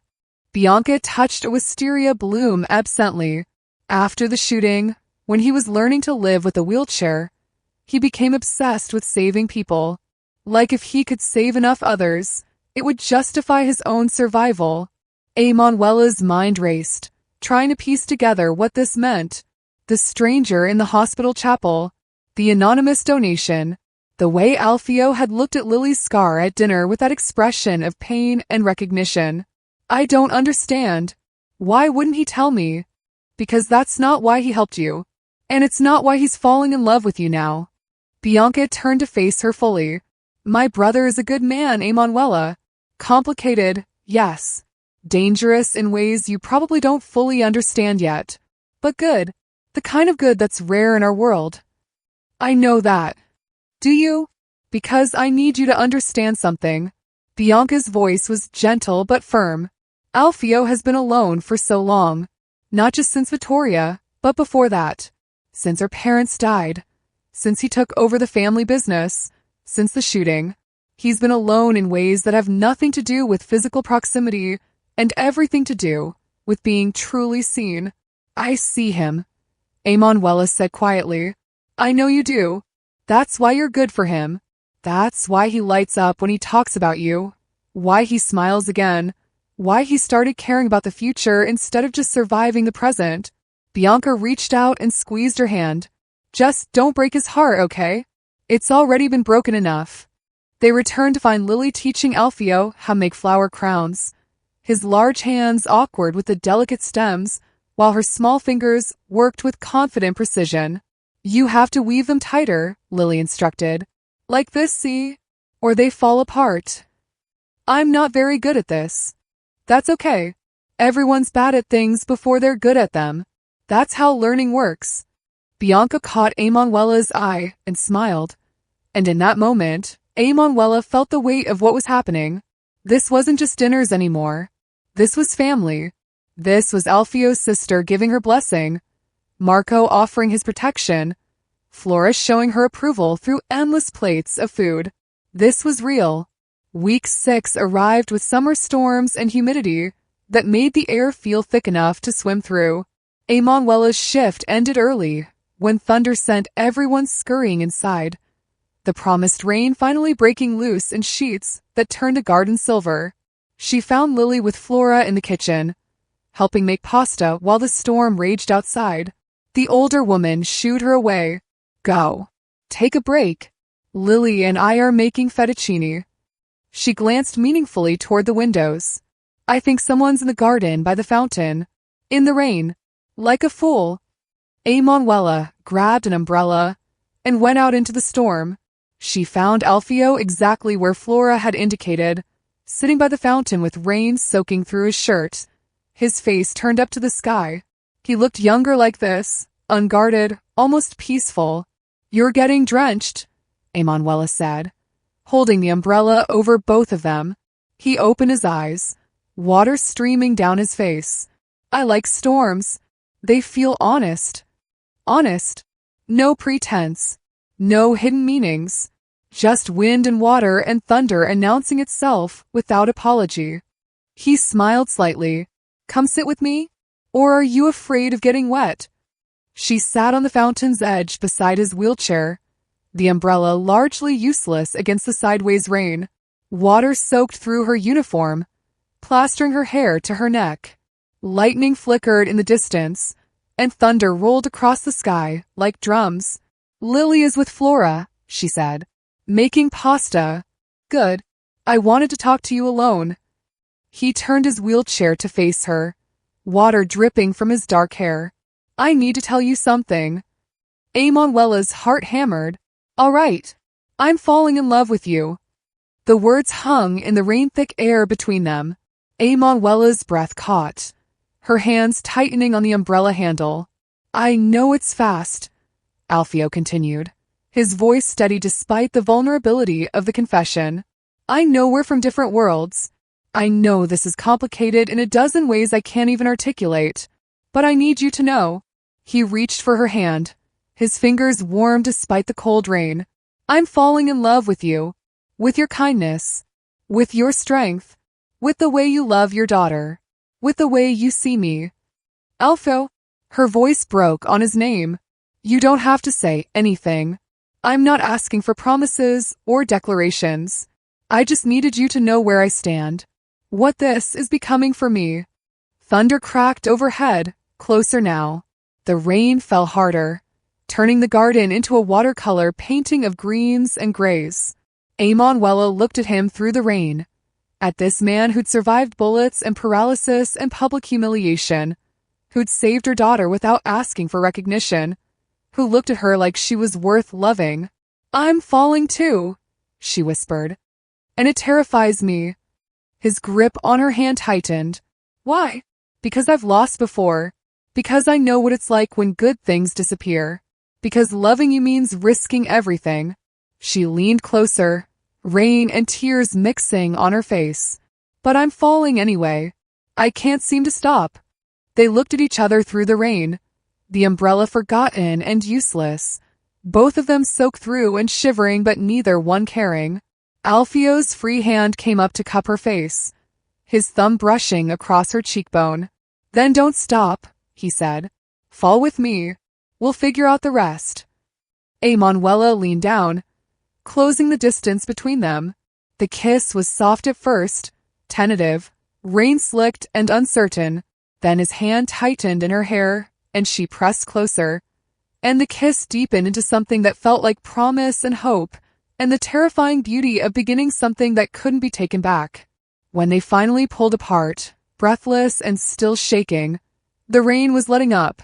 Weak sunlight broke through the clouds, painting everything in muted gold. "Lily is probably wondering where I am," Emanuela said, though she didn't move. "Flora will cover for you."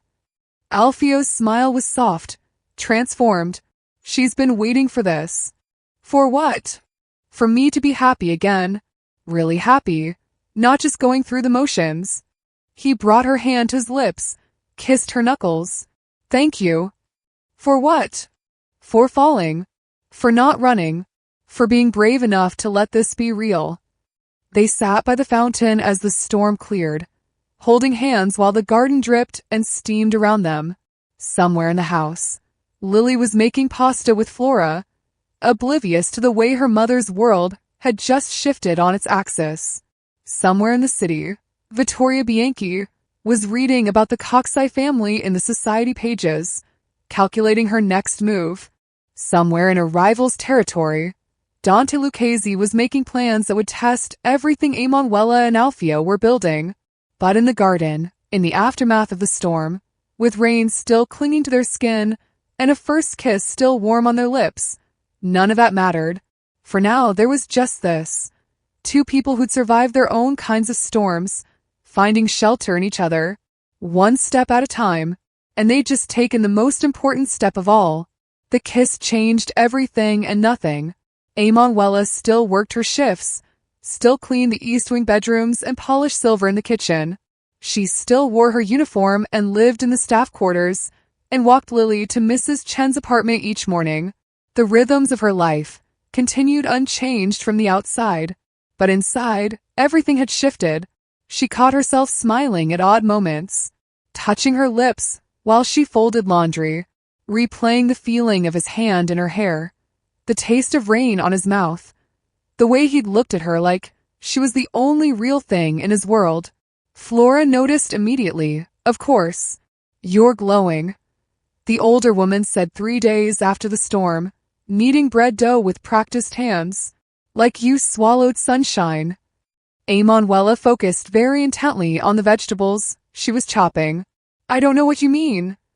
"Bah, you're a terrible liar." Flora's eyes crinkled with warmth. "It's about time. I was beginning to think you'd both die of politeness before anything happened." "Flora, don't Flora me. I have eyes. I also have a heart that's very happy for both of you." She shaped the dough into a round loaf, her movements gentle despite her calloused hands.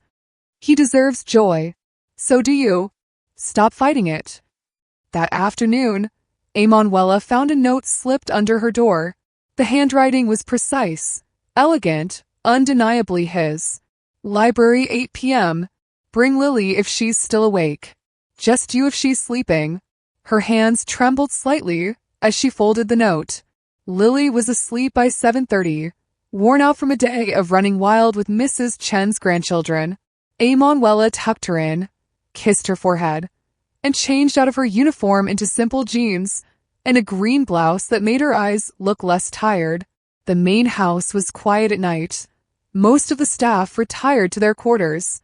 Emanuela moved through familiar hallways with her heart hammering, passing rooms she cleaned 1,000 times but never truly inhabited. The library door stood slightly open, warm light spilling into the corridor. She knocked softly before entering. Alfio sat by the fireplace despite the summer heat, a book open in his lap. He looked up when she entered, and his face transformed into that smile that still surprised her with its openness. "You came? You asked?" She closed the door behind her, suddenly aware of the intimacy of the space. "Lily's asleep. Good. I wanted to talk to you alone." He set the book aside and gestured to the chair beside him. "Please sit." She sat, noticing the way the firelight played across his features, highlighting the silver at his temples. He'd changed too, wearing casual clothes that made him seem more approachable, less like her employer and more like what? Her boyfriend felt too juvenile. Her lover felt presumptuous. The man she was falling in love with. That fit better. "I need to be honest with you about something," Alfio said, his expression growing serious. "About my world. About what being with me actually means." Emanuela's stomach tightened. "All right. I'm not just a wealthy man who happens to live in this estate. The business I run, the territory I control, it's complicated, dangerous. Sometimes there are people who would use you or Lily to get to me if they knew how much you mattered." He leaned forward slightly. "Marco has already increased security. You might have noticed more guards around the staff quarters, more people watching the garden when Lily plays." She had noticed, actually, unfamiliar faces stationed at strategic points, men in dark suits who nodded respectfully but never spoke. "Are we in danger?" Her voice was steadier than she felt. "Not immediately, but I need you to understand what you're walking into. Being with me means living with security measures. It means being careful about where you go, who you talk to. It means Lily might have to understand things most 6-year-olds don't need to think about." Emanuela absorbed this, turning it over in her mind. "Why are you telling me this now?" "Because you deserve to make an informed choice. Before this goes any further, before we get in any deeper, you need to know what my world looks like." His dark eyes held hers. "I won't trap you with feelings only to have you discover later that you can't live with the reality." She thought about Lily, about her daughter's safety, about the life they'd built from nothing. Then she thought about the way Alfio looked at her, the way he listened to Lily's endless chatter, the way he'd kissed her in the rain like she was precious. "I'm not running," she said quietly. "You should think about it. Take your time." "I have thought about it. I've been thinking about it for 6 weeks." She reached across the space between them and took his hand. "I know who you are, Alfio. What you are. And I'm not running." His grip tightened on her fingers. You're braver than you think. Or more foolish. No, brave. He pulled her gently toward him, and she came, leaving her chair to kneel beside his wheelchair, their faces level. I'm going to kiss you again now, if that's all right. More than all right. This kiss was different from the one in the rain. Slower, deeper, less desperate and more certain. The kiss of two people who'd already decided and were simply confirming what they both knew. His hand cupped her face with a tenderness that made her chest ache, and she leaned into his touch, letting herself be held. When they finally separated, breathless, he rested his forehead against hers. Stay, he whispered, just for a while. Talk to me. So she stayed, curled in the chair beside him while the fire burned low and the night deepened around them. They talked about everything and nothing. Books they'd loved as children, foods they couldn't stand, dreams they'd given up, and dreams they still held close. She learned that he spoke 3 languages, that he'd wanted to be an architect before his uncle died, that he still had nightmares about the shooting, but they were getting less frequent. He learned that she dropped out of high school to work when her parents couldn't afford rent, that she taught herself to read better by practicing with Lily's picture books, that her favorite thing in the world was the sound of her daughter's laugh, because it meant they'd both survived. I never expected this, Alfio said around midnight, his thumb tracing circles on her palm. Any of this. After Vittoria left, I thought that was it. That chapter was closed. No more hoping for connection or partnership or love. What changed? You danced with me. You saw past everything I thought defined me, and you just saw me. He brought her hand to his lips, kissed her knuckles, and I realized I'd been living in a very small box of my own making, convincing myself that survival was enough. But you and Lily, you're teaching me the difference between surviving and living. Emanuela's throat tightened. You're teaching us too, teaching us that we're allowed to want more than just getting through each day. They sat in comfortable silence for a while longer, hands linked, the fire dying to embers. Finally, reluctantly, Emanuela stood to leave. One more thing, Alfio said as she reached the door. Next week is Lily's 7th birthday, isn't it? How did you? I asked Flora. He smiled. I'd like to throw her a party. Nothing extravagant, just cake and presents and maybe a few friends if she wants to invite them. Would that be all right? Emanuela's eyes burned. She'd been planning to make cupcakes in their small room, sing happy birthday in the staff quarters, give Lily the used bicycle she'd been saving for. A real party with decorations, and guests felt impossibly generous. You don't have to do that. I know I don't have to. I want to. His expression was gentle. Let me give her this. Please. Okay. Emanuela whispered. Okay. The next week passed in a blur of preparations. Flora took charge of the cake, insisting on making Lily's favorite, chocolate with strawberry cream filling. Bianca appeared with bags of decorations, streamers and balloons in every color imaginable. Marco's 3 daughters were invited, along with Sarah from Lily's class and Tommy, who'd pushed her friend that one time, but had since reformed. Alfio arranged everything with military precision, transforming a section of the garden into a child's wonderland. A magician was hired. Party games were planned. Tables were set up with crafts and activities. It was far more than Emanuela would have dared to imagine. But watching the joy on Lily's face as she took it all and made every moment of discomfort worth it. Mama, look! Lily spun in circles, her birthday dress a whirl of pink ruffles. There's a bouncy castle, an actual castle you can bounce in. I see that, baby.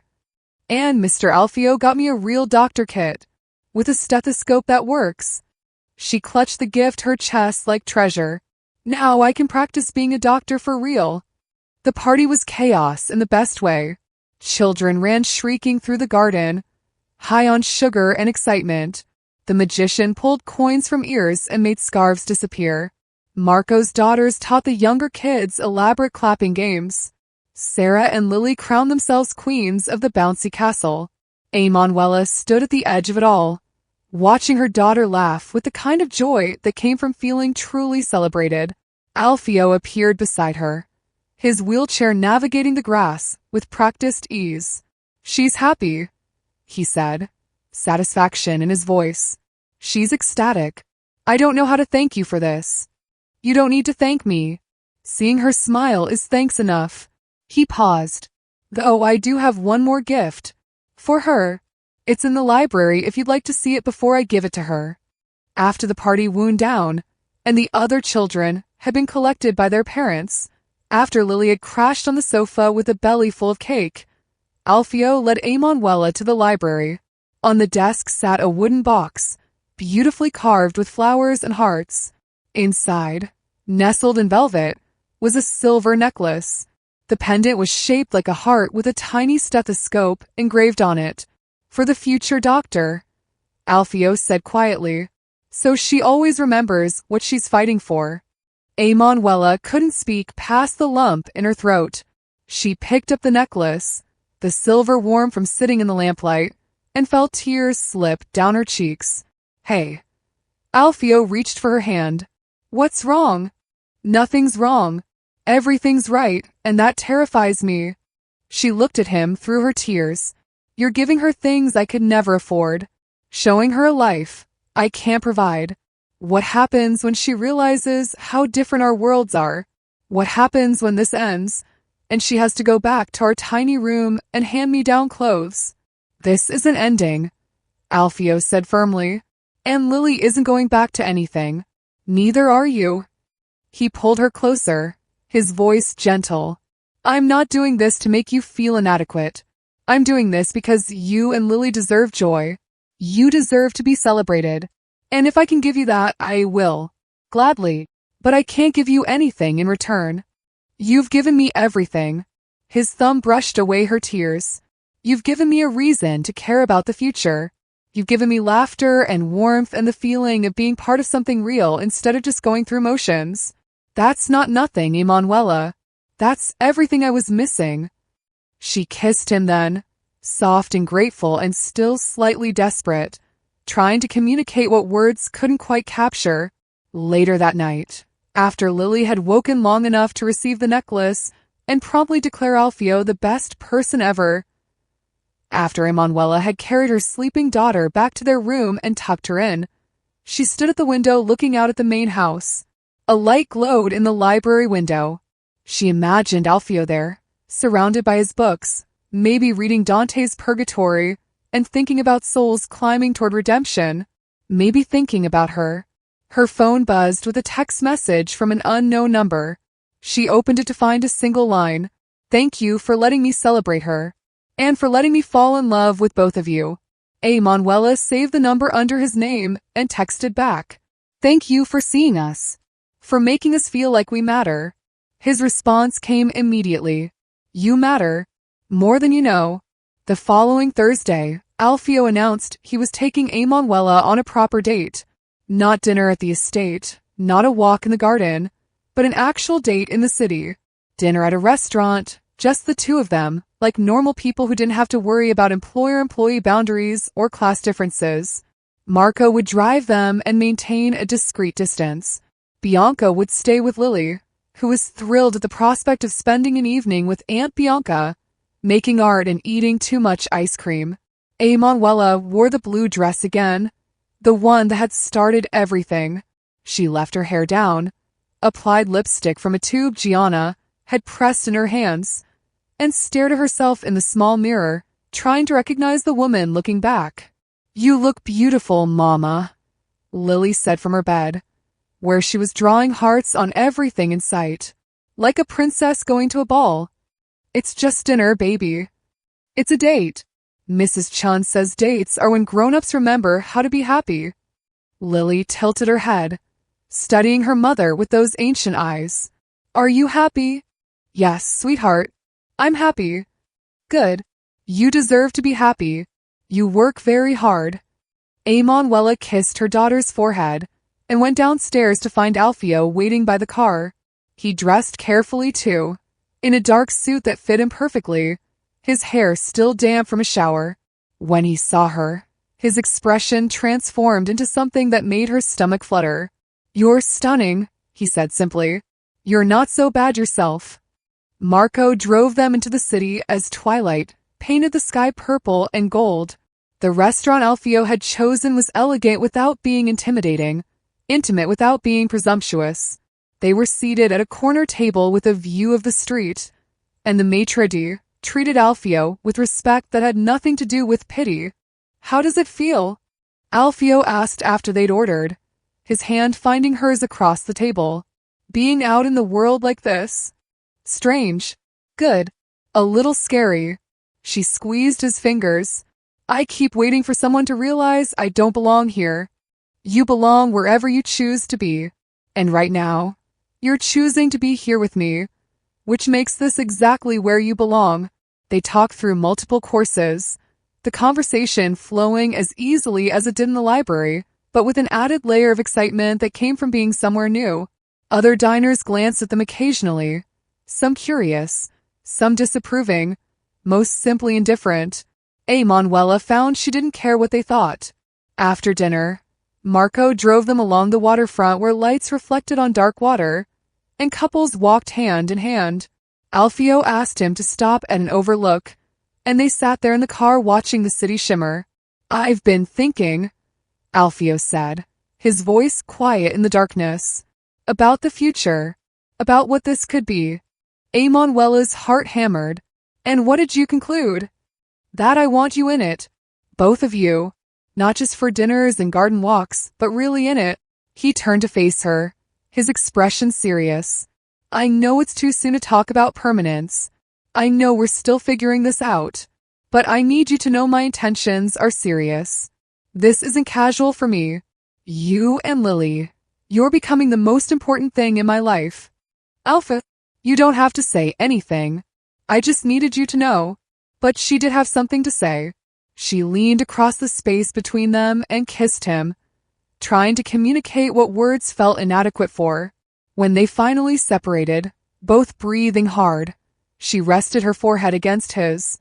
"It's not casual for me either," she whispered. "You're becoming everything."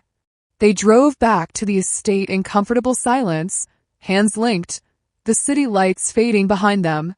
Marco dropped them at the main house entrance and disappeared with a kind of discretion that said he'd be nearby, but not hovering. "Come upstairs with me?" Alfio asked, his voice rough. "Just to talk. Have wine. Be together without an audience." Manuela knew what he was really asking, knew what come upstairs meant in the language of adults navigating attraction and possibility.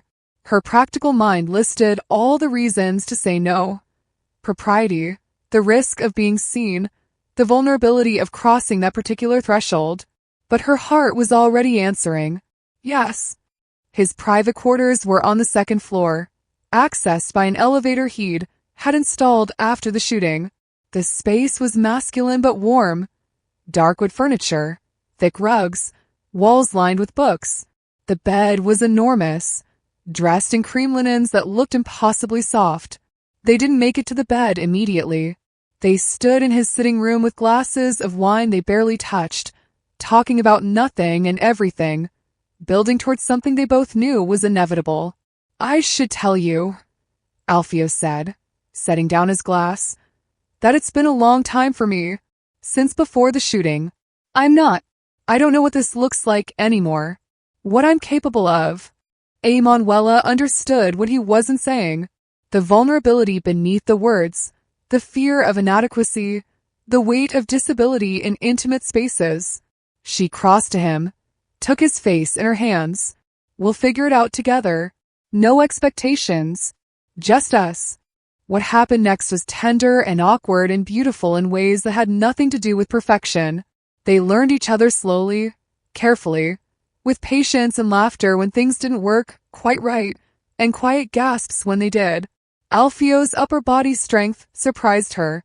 His gentleness undid her. The way he looked at her, really looked at her, made her feel like the most beautiful woman alive. Afterward, they lay tangled in his enormous bed, her head on his chest, his hand tracing patterns on her bare shoulder. That was... He started. Perfect, she finished. Exactly perfect. I was going to say terrifying and wonderful. That too. They dozed for a while, wrapped in each other in expensive sheets, the world held at bay by locked doors and drawn curtains. When Emanuela finally stirred, checking her phone, she found it was past midnight. I need to go. Lily will wake up early. Stay, Alfio murmured, pulling her closer. Just until morning. Bianca won't let anything happen to her. I can't. People will talk. Let them. But he released her, understanding even if he didn't like it. She dressed in the dark, finding her scattered clothes, trying to restore some order to her hair. Alfio watched from the bed, his expression soft with satisfaction and something deeper. This changes things, he said. I know. You're mine now. I'm yours. That's not casual. I know, she repeated, but warmth spread through her chest at the possessiveness in his voice. Marco was waiting outside, saying nothing, just nodding once and escorting her back to the staff quarters. If he judged her for emerging from Alfio's private rooms at 1 a.m, his face didn't show it. The next morning, Flora took one look at her and smiled. Good for you, Kara. It's about time someone remembered you're a woman with needs, not just a mother and a maid. Word spread through the staff with the speed of wildfire. By afternoon, everyone knew that Emanuela Picho was officially with the boss. The reactions varied. Some disapproved, some were thrilled.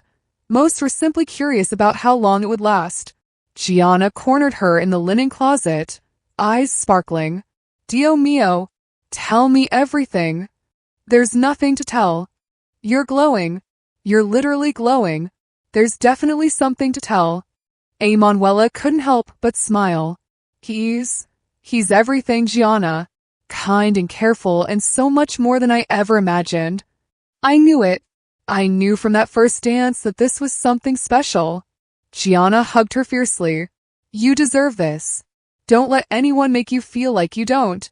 That evening, Lily asked the question Emanuela had been dreading.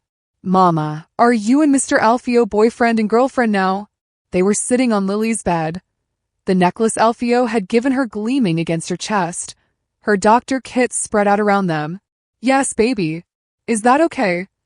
Lily considered this, with her usual seriousness. Is he going to be my papa? Emanuela's breath caught. I don't know. Maybe someday. Would you like that? Yes. No hesitation. He's nice. He listens to me. And he makes you smile the way you used to smile before Daddy died. She looked up at her mother with those enormous eyes. I think Daddy would like him too, because Daddy wanted you to be happy. Emanuela pulled her daughter close, tears streaming down her face. You're too wise for 7. I'm almost 7. That's practically grown up. That night, Alfio sent another text. Missing you. Is that too soon to say? Emanuela smiled in the darkness of her small room, her daughter sleeping peacefully nearby. Not too soon. Missing you too. Tomorrow night. Same time. Yes. And so it became their pattern. Dinners with Lily when schedules allowed. Stolen hours after Lily fell asleep when they couldn't. Learning each other in increments.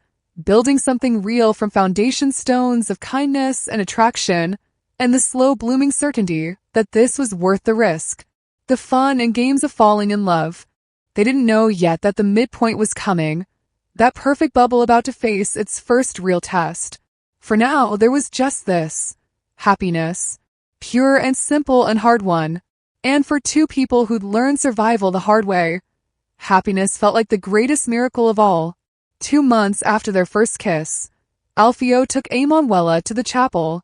It was Sunday morning. The estate quiet except for birdsong and distant kitchen sounds. Lily was with Bianca, painting in the garden studio.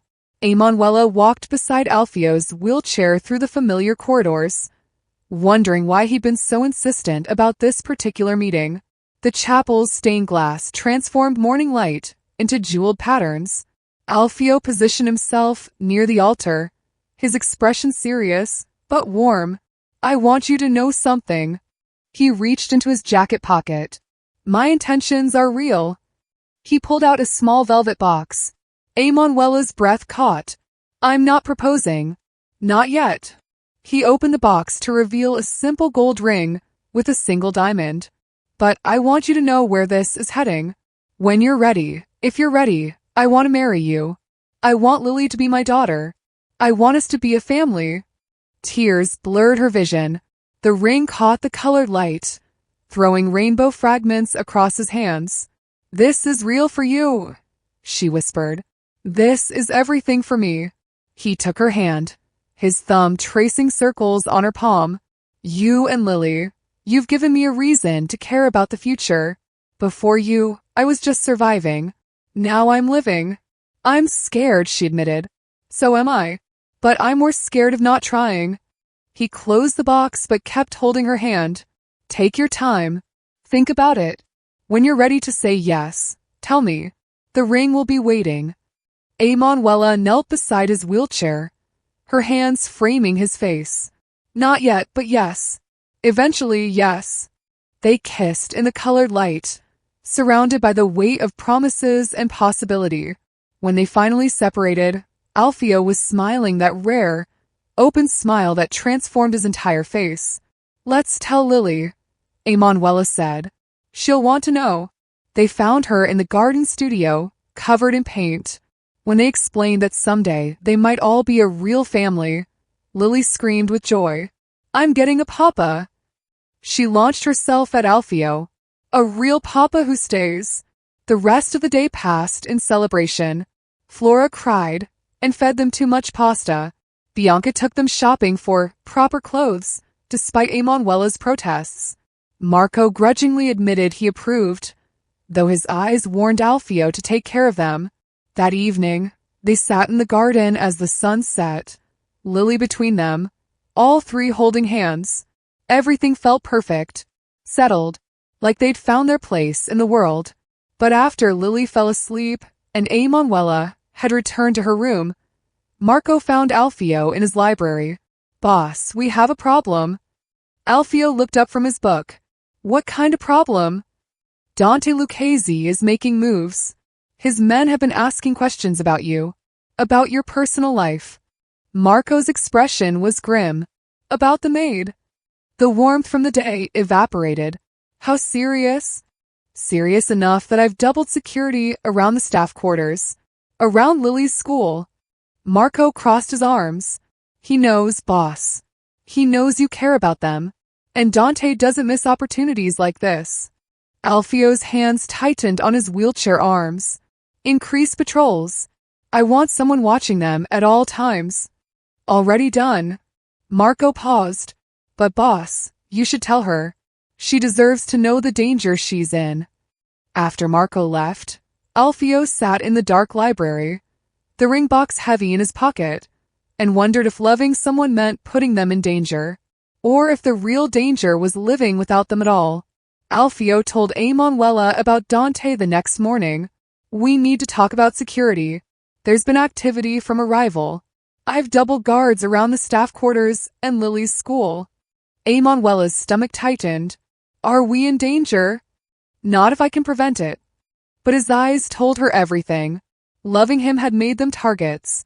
The guards appeared that afternoon. 2 men stationed near the staff quarters, another watching the garden where Lily played. They were discreet but unmistakable, their presence a constant reminder that safety was no longer guaranteed. Gianna noticed immediately. What's happening? Why all the security? Nothing, Emanuela lied.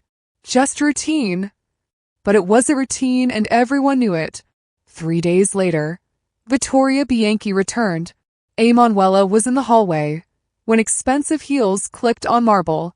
A blonde woman in designer clothes stopped, blue eyes assessing coldly. So you're the maid. How quaint. Vittoria's smile was all teeth. Tell Alfio I'm waiting in the receiving room. She swept past, leaving contempt in her wake. Later, Emanuela overheard them arguing. You're with the help? Vittoria's laugh was cruel. Alfio, be serious. You're a coxeye. She cleans toilets. Get out of my house. I made a mistake. I panicked. But this. Victoria's voice softened, became pleading. You can't possibly think it will last. Once the novelty wears off, you'll remember who you are, what you deserve. I know exactly what I deserve, and it's not you. Emanuela pressed herself against the wall. Her cleaning supplies clutched her chest. Victoria's words echoing in her head. Charity case. Novelty. Someone who cleans toilets. The next afternoon, Marco found her in the linen closet. We have a problem, he said, his expression grim. Dante's men were spotted near Lily's school, following her bus route. The world tilted. What? She's safe. We moved her to a different pickup location, but boss wants you both moved to the main house. Guest suite. Until this is handled. I can't. We can't just move into the main house. People will talk. Let them talk. Your daughter's safety is more important than gossip. That night, lying in her narrow bed with Lily sleeping peacefully nearby, Emanuela stared at the ceiling and felt everything pressing down. The guards, Victoria's cruel assessment, Dante's threat to her daughter, the ring waiting in Alfio's pocket. She thought about the life she'd built from nothing. Small but safe.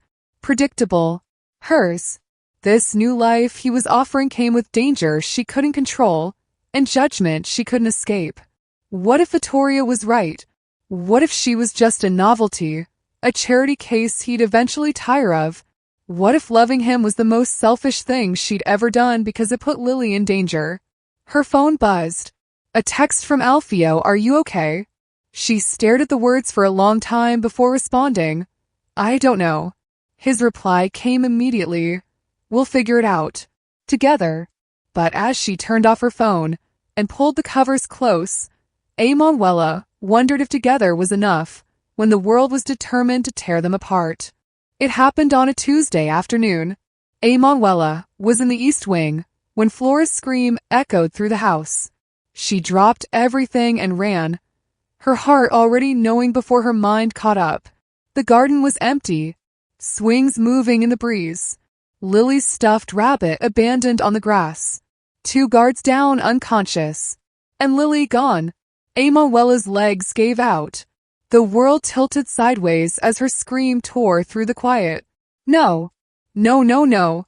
Lily. Marco appeared, phoned his ear. Alfio arrived seconds later, his wheelchair navigating the garden path faster than she'd ever seen him move. When? Alfio demanded. 5 minutes, Marco said. 2 men. Professional. Emanuela couldn't breathe. Her daughter. Her baby. The child she'd prayed for. Fought for. Nearly lost once already. Gone. Alfio gripped her hand tight. We'll get her back. I swear to you. This is my fault. The words came out broken. If I'd stayed away from you, she'd be safe. This is because of me. This is because of Dante. Alfio's voice was steel. Not you. Never you. Marco's phone buzzed. He answered, listened, his expression darkening. Boss. It's Dante. Alfio took the phone. Where is she? Emanuela couldn't hear Dante's response, but she watched Alfio's face harden into something cold and dangerous. You want me? Fine. Let the child go first. More talking from the other end. Unarmed and alone. I understand. Alfio's jaw clenched. If you've hurt her, there's nowhere you can hide that I won't find you. He ended the call and looked at Marco. He wants me at the old warehouse on 5th. Alone. Unarmed. 1 hour. It's a trap, Marco said flatly. I know. Boss, you can't. I'm going. Alfio's voice left no room for argument. Mobilize everyone. Have them ready to move on my signal. But I go in alone. Emanuela grabbed his arm. You can't. He'll kill you. Then I die. His dark eyes met hers, and she saw absolute certainty there. But Lily lives. That's all that matters. Alfio, please. I should never have brought this into your life. My world, my enemies, my danger. His hand cupped her face. But I won't let her pay for my mistakes. I'll get her back, or I won't come back. Those are the only options. Marco pulled him aside, speaking in rapid Italian. Emanuela sank to the grass, where Lily's rabbit lay, clutching it to her chest. The soft fabric still smelled like her daughter. Strawberry shampoo and sunshine. This is my fault, she whispered, rocking. I thought I could have something good. I was selfish. I put her in danger. Flora appeared, pulling her up, holding her tight. No, Cara. You loved. That's not selfish. She's 6 years old. She's just a baby. And Mr. Coxeye will bring her home. But Emanuela saw the doubt in everyone's faces, felt it in the way Alfio looked at her one last time before Marco wheeled him toward the car. Like he was memorizing her, like he might not see her again. The car disappeared down the drive. Emanuela stood in the empty garden, holding her daughter's rabbit. Her world collapsed to ash. She'd prayed in a hospital chapel 3 years ago for a miracle. Someone had answered, had saved Lily when all hope was lost. Now she prayed again, desperate and broken. Please, not again. Don't make me lose her again. But the sun beat down merciless and silent, and somewhere in the city, her daughter was scared and alone, and the man she loved was walking into certain death. All because she dared to want more than survival. All because she danced with him at a wedding and believed in happy endings. 2 a.m. No word. Emanuela sat alone in the estate chapel where Alfio had shown her the ring days ago. It felt like a lifetime. The stained glass was dark now. No colored light to soften her despair. She'd been here for hours since Flora convinced her to leave the garden. Gianna had cried with her. Bianca had held her hand. But now she was alone with her prayers and guilt and the awful silence. Please, she whispered. Not again. Don't make me lose her again. The words echoed back, hollow. 3 years ago, she'd knelt in a different chapel, begging for Lily's life. Then at least she'd known where her daughter was. In surgery. Fighting. Alive. Now just silence and awful waiting. I thought loving him was right, she said to the empty pews. Was I wrong? She looked around the chapel, really looked. The architecture. The altar position. Something tugged at her memory. This wasn't the hospital chapel, but it felt the same somehow. That same desperate quality. Why did it feel so familiar? Emanuela looked around the chapel, really looked at it for the first time. The architecture. The way the altar was positioned. The small details carved into the wooden pews. Something tugged at her memory, persistent and strange. This wasn't the hospital chapel, but it felt the same somehow. The same desperate quality in the air. The same sense of being at the end of everything. Why did it feel so familiar? The door opened. Flora entered with tea, sat beside her, pressed a warm cup into her hands. Cara, you're torturing yourself. I put her in danger. I was selfish. I wanted happiness. Your daughter is out there because of a cruel man named Dante, not because you love someone. Flora's voice was firm. Bad things happen whether we love or not.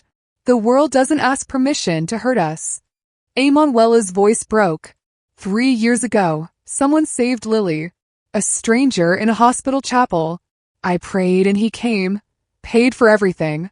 I never even saw his face. I wanted to thank him. I went back the next night, but he was gone. Flora was quiet. Sometimes angels don't reveal themselves right away. What do you mean? Maybe you already thanked him. Maybe he's been here all along, and you just didn't know it yet. She squeezed Emanuela's hand. Maybe you saved him too. That day you asked him to dance. Emanuela looked up. The chapel. The wheelchair. Alfio's words. Children aren't responsible for the injustices of this world. Could it be possible? But that didn't matter now. Her daughter was missing. The man she loved was in danger. Running won't protect Lily, Emanuela said. Being afraid won't keep her safe. Dante is the danger. Not Alfio. Not love. She stood. I need to fight for them. Flora pulled her into a fierce hug. Now go. Fight for your family. She found Marco in Alfio's office, surrounded by maps and phones. Where are they? She demanded. Miss Picho, you should. Where are they? He nodded at her tone. 5th Street warehouse. Boss went in 20 minutes ago. We're waiting for his signal. Take me there. That's not. Marco, that's my daughter and the man I love. Take me there or I'll find it myself. He studied her, then nodded. Get in the car. As they drove through dark streets, Emanuela thought about the ring waiting in its box, about Lily calling him Papa, about the family they were building. She'd spent 3 years grateful to a stranger. Tonight, she'd return the favor. Whatever it took. The warehouse loomed dark against the skyline. Marco stopped 2 blocks away, where his men were positioned. Stay here, he ordered. No, that's my daughter in there. He studied her, then nodded. Stay behind me. Do exactly what I say. They moved through shadows. Then shots rang out. Marco grabbed her behind a container as more gunfire echoed. Boss signaled early, he said into his radio. Move in. His men swarmed the building. Gunfire, shouting, violence, then silence. Marco's radio crackled. Building secure. We have the child. Emanuela ran. The warehouse interior was dimly lit. Men moved with purpose. And there in the center was Alfio, blood on his shoulder but alive, holding Lily. Papa! Lily clung to him, shaking. Papa, I was so scared. You're safe now, Alfio said gently. I've got you. Lily saw Emanuela. Mama! Emanuela crossed the space in seconds, falling to her knees beside them, pulling her daughter into her arms. Lily was solid and warm and alive, smelling of fear and tears but breathing. Whole. Safe. My baby. My baby.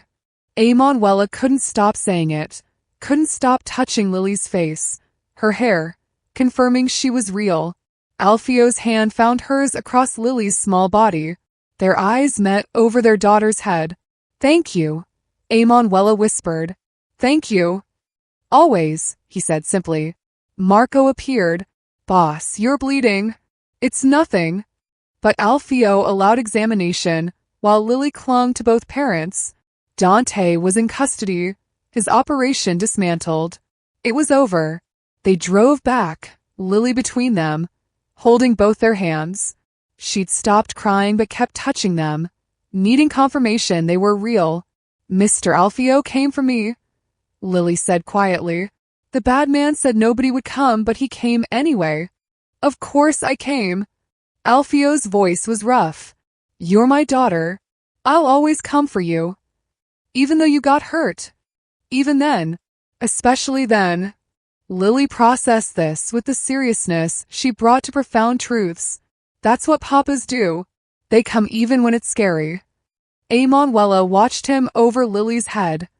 This man who'd walked to certain danger to save her child, who'd taken a bullet, and still held Lily with infinite gentleness, who looked at both of them like they were worth dying for. The way he held her daughter, the way he'd been willing to sacrifice everything, just like someone had done 3 years ago, just like the stranger in the chapel who'd saved Lily without asking for anything in return. The pieces were there, floating at the edges of her consciousness, waiting to click into place. By right now, all that mattered was that they were together, safe, alive. The estate appeared ahead, lit like a beacon. Flora waited with blankets. The staff had prepared a room. In the guest room, Lily fell asleep between them, her hand gripping Alfio's even in sleep. She called you Papa, Emanuela whispered in the dim light. I heard. His voice was thick with emotion. I'll never forget that sound. You saved her. I told you I would. Emanuela looked at him across their sleeping daughter, at the blood on his shoulder, at the man who'd proven beyond any doubt, that he would die before letting harm come to them. We were connected before we even knew each other, she said softly, Flora's words echoing in her mind. Alfio's eyes met hers. What do you mean? But Lily stirred between them, and the question hung unanswered. For now, they had this. All three together, safe, whole. The revelation could wait for morning. 2 weeks after the rescue, life was settling. Lily's nightmares were fading. They'd moved into the main house. On a Sunday afternoon, Lily was in the garden with Bianca. Emanuela found Alfio in the library. Can we talk? He asked. She sat beside him. I need to ask you something. He paused, as if gathering courage. How did you afford Lily's surgery? 3 years ago. The one that saved her life. Emanuela's hands stilled. Why are you asking now? Because I need to tell you something. And I need to hear you say it first. She studied his face. Someone helped us. An anonymous donor at Mount Sinai. I was in the chapel, praying. A man in a wheelchair came in, asked how much I needed. I said I couldn't pay it back. He said, children aren't responsible for the injustices of this world. He left before I could thank him. I never saw his face clearly. It was me. Alfio's voice was rough. The world tilted. You were the stranger. Yes. Why didn't you tell me? The words came out sharp, almost angry. I've been working for you for 2 years. You saved my daughter's life, and you never said a word. Because I didn't do it for recognition. He leaned forward, his expression intense. That night in the chapel, I was at my lowest point. 6 months after the shooting, still learning to live in this chair. I went there when I couldn't sleep, when the pain was too much. He paused, and I heard you pray, heard you begging God to save your daughter, offering your own life in exchange. Tears slipped down Emanuela's cheeks. You were so desperate, so full of love for her, and I realized something. His voice cracked. I'd been wasting my life feeling sorry for myself. Here was a mother willing to give everything for her child, and I couldn't even find a reason to get out of bed. So I paid for the surgery. Not to be a hero, but because if she could keep fighting, so could I. You saved her, Emanuela whispered, and you saved me. He took her hands. That night, you were so broken and still so full of love, and you reminded me what it means to have something worth living for. Then 2 weeks ago, you asked me to dance, and you gave me back my dignity. You've been saving me all along. You just didn't know it. We were connected before we even knew each other. Fate, Alfio murmured, or something better than fate. She touched his face. 2 people who saved each other. He pulled out the ring box she'd seen weeks ago. Emanuela Picho, will you marry me? Yes. No hesitation. 1,000 times yes. He placed the ring on her finger, and they kissed, surrounded by books and sunlight, and the weight of a connection 3 years in the making. The door creaked. Lily stood there, paint on her hands, eyes wide. Are you going to be my papa? She asked softly. Alfio's eyes were bright. Would you like that? She ran to them, climbing into his lap. Yes. I prayed for a papa and God sent me you. Emanuela pulled them both close. This family built from prayers and strangers, and the kind of love that saves people. The man who saved you is here, she told Lily. And he's not a stranger anymore. Lily looked between them, understanding in her ancient eyes. He was always here. We just had to find him. Out of the mouths of babes. 5 years later, Sunday morning chaos filled their home. Lily, 11 now, made pancakes with focused intensity, while Alfio tried to help from his wheelchair. Papa, you're burning them. I'm creating rustic texture. 3-year-old Daniel appeared covered in syrup. Mama, help. Flora arrived, shaking her head. Alfio, give me that spatula before you burn down my kitchen. Marco's daughters tumbled in with Bianca and her husband. Sunday dinner had become tradition, but first they had somewhere to go. That afternoon, Alfio drove their adapted van to Mount Sinai Hospital. It had become their annual ritual, visiting the place where everything began. The hospital chapel looked the same. Small, quiet, the colored lights streaming through stained glass. They sat together in the familiar space. Alfio in his wheelchair, Emanuela beside him, Lily between them, Daniel on Emanuela's lap. "Do you remember what you prayed for that night, Mama?" Lily asked. She was tall now, already showing signs of the woman she'd become, but her eyes held the same ancient wisdom they always had. "I prayed for a miracle." "And did you get one?" Emanuela looked at Alfio, at his hand holding hers, at their daughter alive and healthy and whole, at the toddler sleeping against her chest. "I got 3. You lived. I found love. We became a family." Alfio's thumb traced circles on her palm. "And I learned that saving someone can save you too." Lily nodded, satisfied with this answer. "I think God sent you to each other. You were both sad and alone, and then you found each other, and nobody's alone anymore." She stood, walking to where a brass plaque gleamed. The Coxeye Family Memorial Chapel, where miracles begin. They donated the renovation 3 years ago. It felt right. "I want to be a cardiologist," Lily said, still studying the plaque. "A really good one, so I can save kids like me." "You will be," Alfio said with certainty. "You'll be extraordinary, because you believe in me, because you already are." They left as the afternoon sun painted everything gold. Alfio maneuvered his wheelchair with practiced ease, Daniel riding on his lap now, Lily skipping ahead, Emanuela's hand on his shoulder. In the parking lot, Lily turned back to look at the hospital one more time. "What are you thinking?" Emanuela asked. "That sometimes strangers become family, and sometimes family was always there, waiting for us to recognize them." She smiled. "And that prayers get answered in ways we don't expect." On the drive home, Emanuela watched her family in the rearview mirror. Alfio singing off-key to Daniel, Lily reading her anatomy textbook. The ordinary miracle of a Sunday afternoon. That night, after the children were asleep, she and Alfio sat on their bedroom balcony, watching stars emerge. "Do you believe in fate?" she asked.